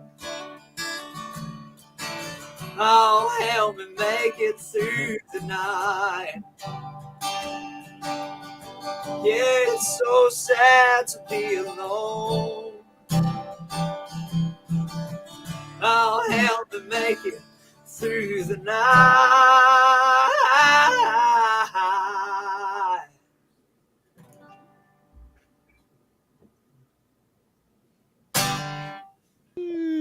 Oh, yeah. Thank you. There's a few panties out there that are moist, I'm thinking. Oh, yeah. Yeah. I watched. So, did you ever have like a documentary that changed your life? Like you watched either whether it was a film or a mini series or something that like you had like a moment before and after. Oh, Red says yes. Go talk. Yeah. So I You saw know how to get to Litchfield, Corey? absolutely. It's called Okay. Waze on my phone. Okay, I know. But I saw that the Ken Burns, the 8-part country music documentary that he made, and I was in Mexico this summer. We did a little trip, Houston, Mexico, and back, and there were 6 flights, and I got to watch each of these episodes. They're 2.5 hours long on each flight, and I was crying in like midair. Like this documentary changed my opinion on this genre that I had like from the time I was a kid. I had liked some country music. I thought like Johnny Cash and like Willie Nelson were cool, and like I thought like Merle Haggard was kind of badass, and obviously who doesn't love Dolly Parton? But I made fun of the genre. You don't like Dolly Parton? I don't think so. Oh, Ooh. I'm not a Globe guy, first of all. He doesn't like the Beatles either, but that's another show. That's also true. Yeah, If I get one more remember. song, I know what song I'm going to do. I'm going to try to change things up. Oh, we'll let you play one more song out. Sure. You want? Okay. Oh, you want to do it now? No, I'll do it later. But Okay, but we'll I let saw you this close out the show with a song. How's that? yeah, but I saw this documentary, man, and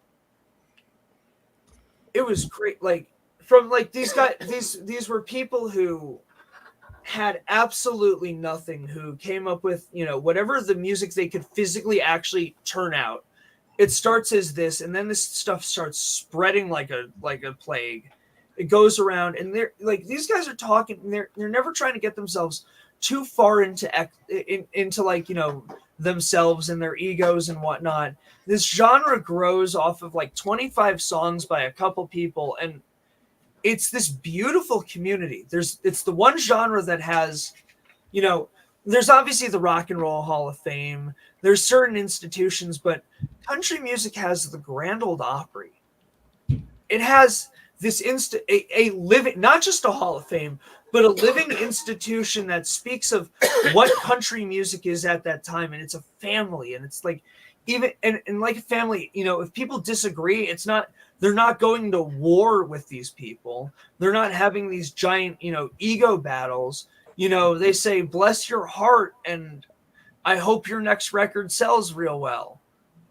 And like, I love that about this genre. Like, it opened my eyes. Like, I'm listening to the whole thing about, you know, Tammy Wynette and George Jones, and I swear to God, thank God I was sitting next to my mother, because I am bawling my eyes, and I'm like, why was he so mean to her?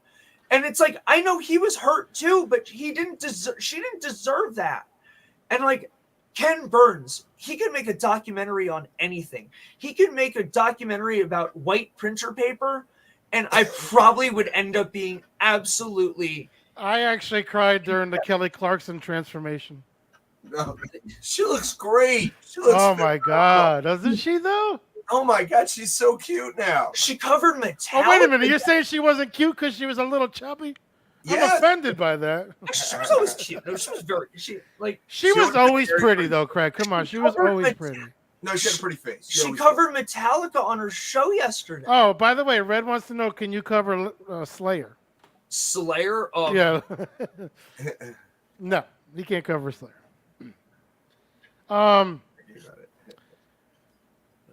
Yeah, no. You know what? But here's my. You know what made me cry, Corey? You might be too young, and I still cry to this day thinking about because I cried. But the movie The Champ. If you ever get a chance, go watch the movie The Champ. Absolutely. Yeah. Phil's laughing. Go watch the movie The Champ. Watch the end scene. Actually, Craig, you remember that movie or no? Oh, of course, John Boy. Yeah, I absolutely. Okay. That's like Old Yeller. If you don't cry, Champ, wake up, Champ. Champ, wake up. Wake up, Champ. Like so a year or two ago, it was the 40th anniversary of E.T. and they were showing it in IMAX. And my buddy Matt Haller, who's a big film guy, he was like, "Hey, do you want to go see E.T. in IMAX?" I'm like, "I will go with you, but I am telling you, I'm gonna cry during this movie." He's like, "Yeah, whatever, okay," thinking I'm joking. I'm like, "No, Matt, I will go with you, but I'm gonna cry when I watch this movie." I cry every time I go to Universal and go into the ET ride. It's so neglected.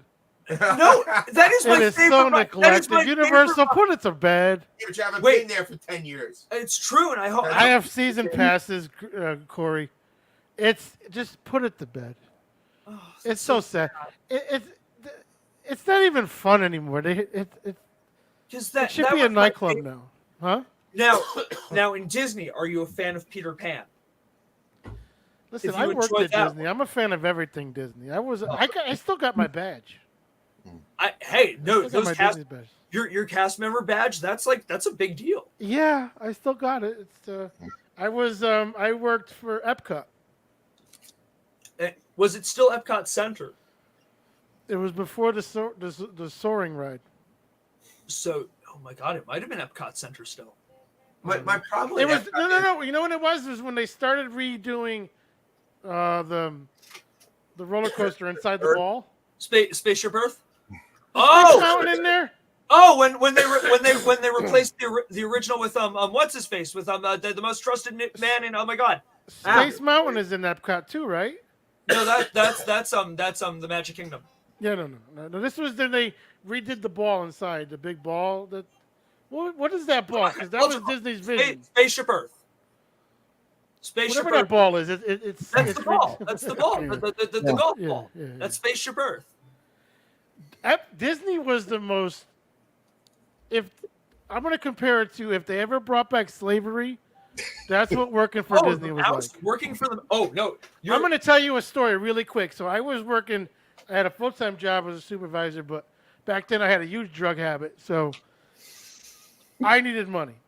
So I worked two jobs, but I had a family at the same time.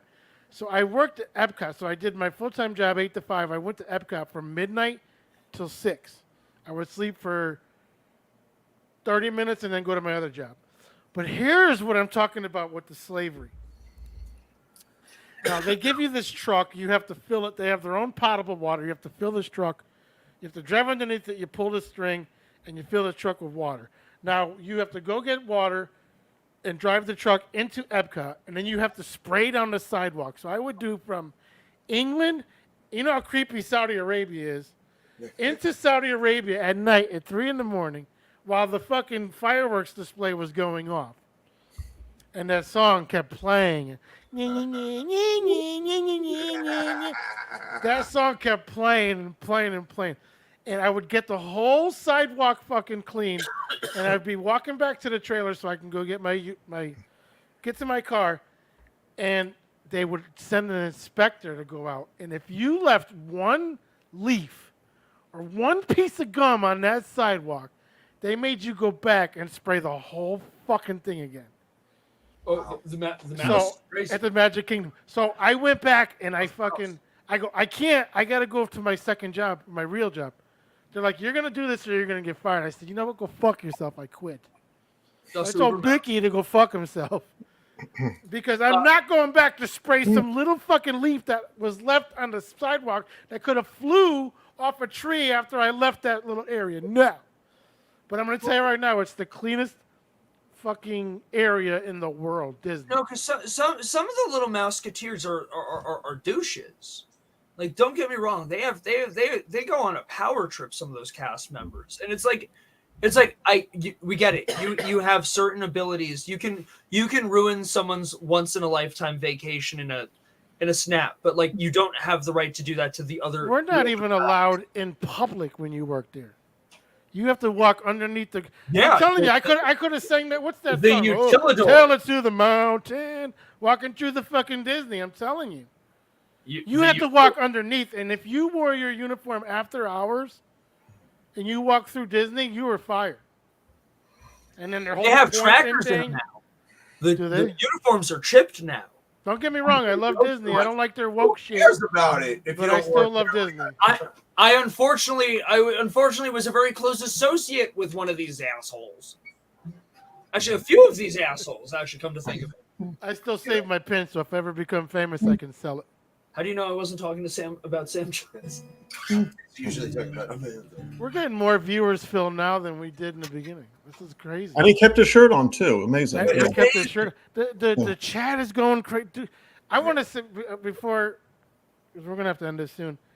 We still got another 12, 13 minutes. Phil, remember I said I was gonna start at an hour, and look, it's already 2 hours. Hi, Adam. But I want to thank everybody for coming back stronger. I've never had this much high live.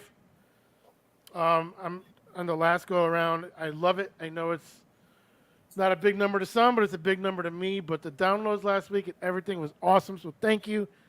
I've got the goosebumps back again. I was kind of skeptical on doing it. Corey and Craig, always a good guest. Yes. Phil, thank you for being here again. Welcome to come back again next week. Pretty much if you want to become a permanent fixture again whenever you can. Next week, Dave Sheehan. Oh, yeah.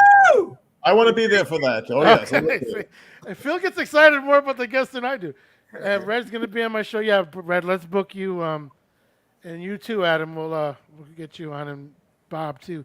Bob the golf. Oh, if you're ever in fucking Florida, Bob's a PGA pro, so go check him out. Down in South Florida. I don't know the name of his golf course. If he can tell me. My idiot friends finally got me. They dragged me out to the golf course, but let it be known, this Jew belongs to a country club. I got in. Man, Melvin, I would love that. Red, we're gonna set you up. Melvin, I would love you and Manny to come on. Live makes sense. But man, this is just becoming big goosebumps, and thank you everybody. Fucking thank you, Twitch. Thank you for the new platforms. Phil, thanks for coming back. Just everybody, thank you. This is awesome. Like I was telling Phil, like all the downloads we had last week, it's just awesome. So thank you. Blue Herons, Pines, and Punta Gorda, but Punta in Portuguese means bitch.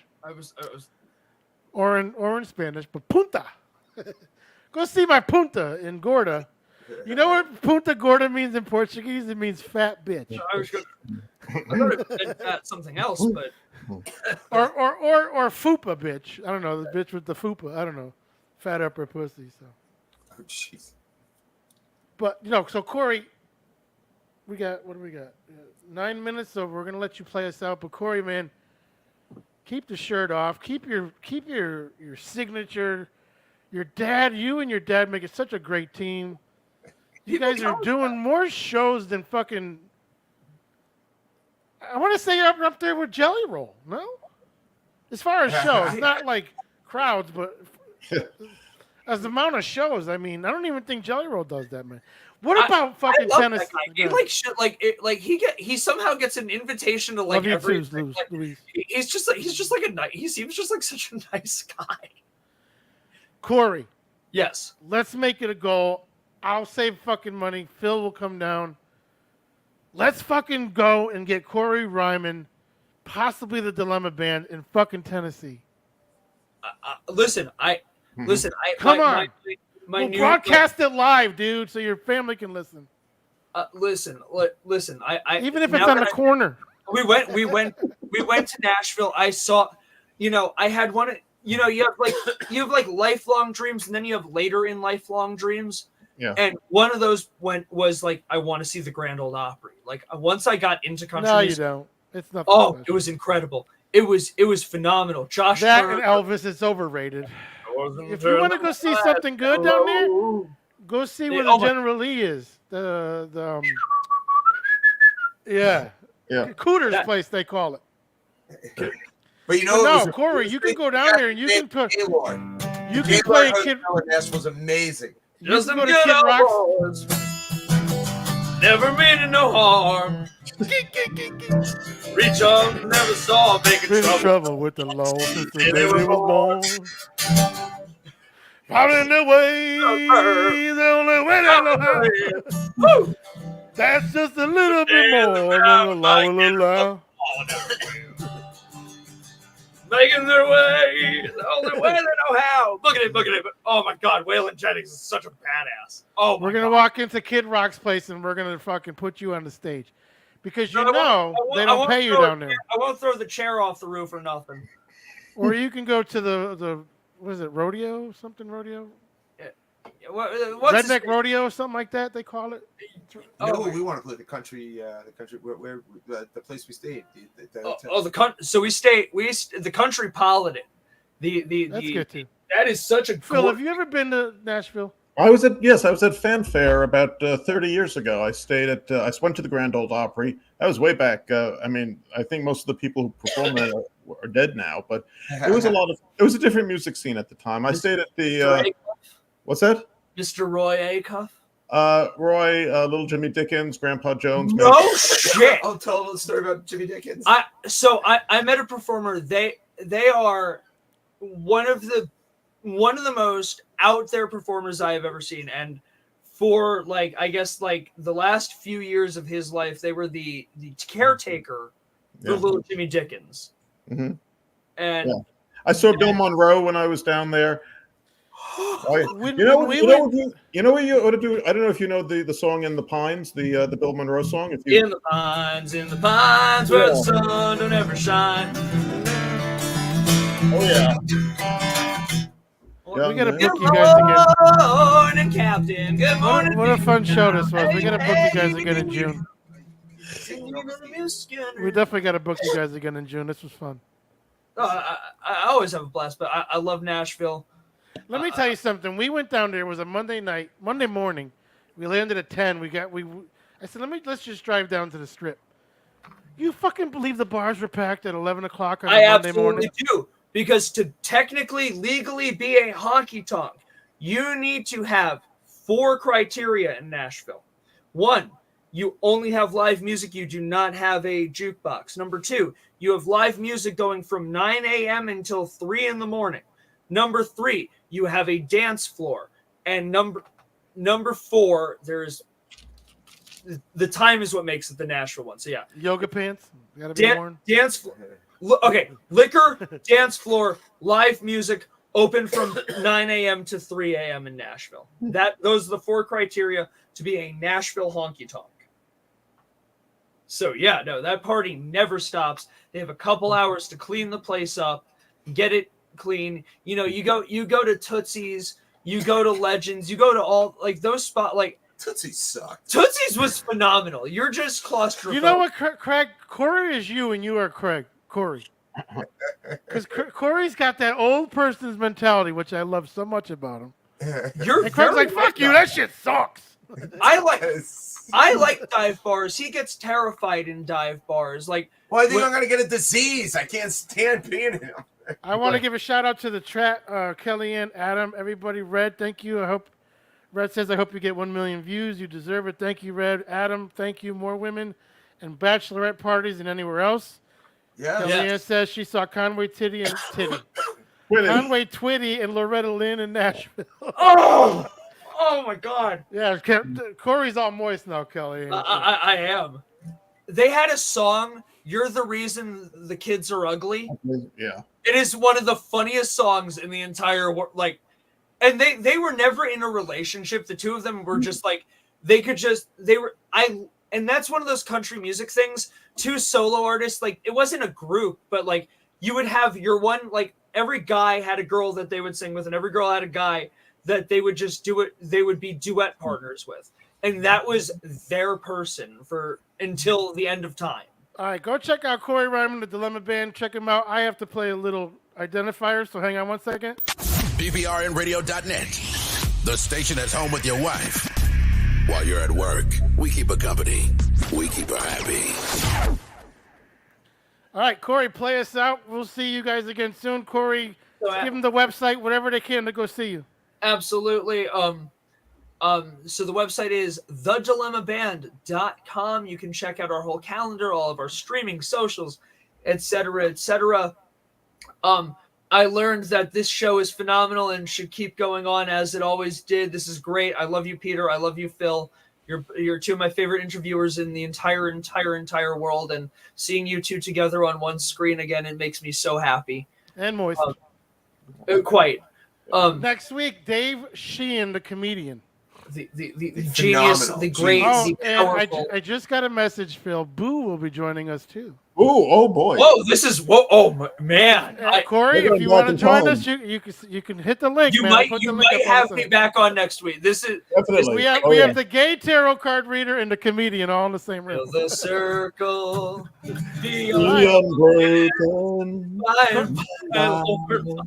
Corey, play us out, man. Everybody, all don't right. forget to tune in. If you didn't hear the show live, you're listening to it right now on the podcast. We'll be back next Wednesday. Every week we said it was going to be an hour. This week it was almost 2 hours. So, Corey Rieman, take us out. Everybody, before we go, stay black, y'all. Absolutely. Stay black. Corey, play us out, buddy. So, speaking of the great duo partners, Mr. Porter Wagner discovered one of the great singer-songwriters of our time, Miss Dolly Parton, and I figure it might as well end with one of her songs, but in the theme of staying black.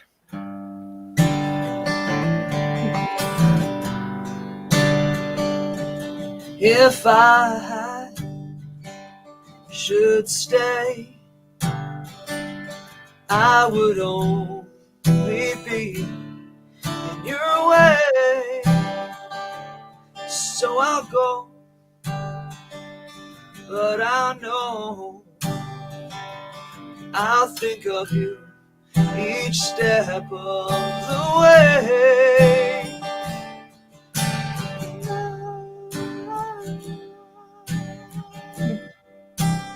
Always love you.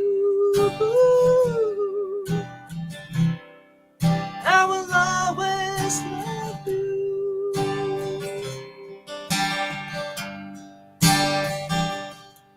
Bittersweet memories, that is all that I'm taking with me.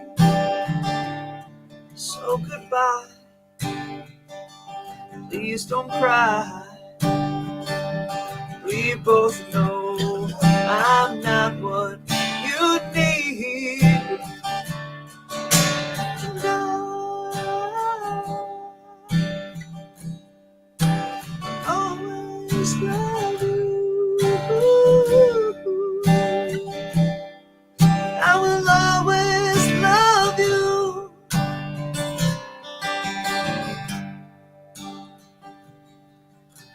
life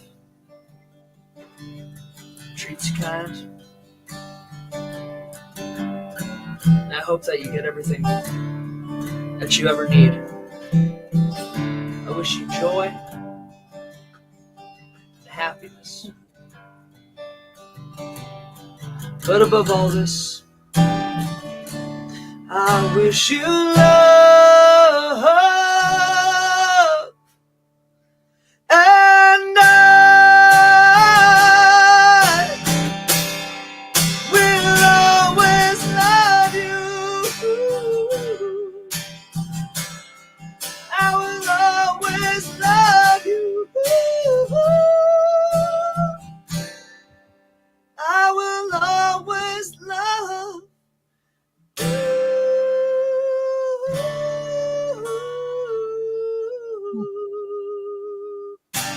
absolutely love The Peter Pinho Show. Only on PRNradio.net. Corey, thank you, man. I appreciate you guys. Phil, I will see you next week. Next week, I'll be here. All right. Oh, Boo, Corey, hopefully, and Craig, come back next week too if you can. Absolutely. I We'll will send be you here. the link, man. We always love to have more people. We can grow this thing to where there's 100 people on the stream. I'll have to Howard- pay for a bigger platform. Power to you, right on. So it's a good day. Corey, thank you so much. We appreciate you very much. Phil, you know I appreciate you. I appreciate Everybody, good night, everybody, and stay black. Good night, everybody. Good All night. right, thanks for watching, folks. Yeah, thank you.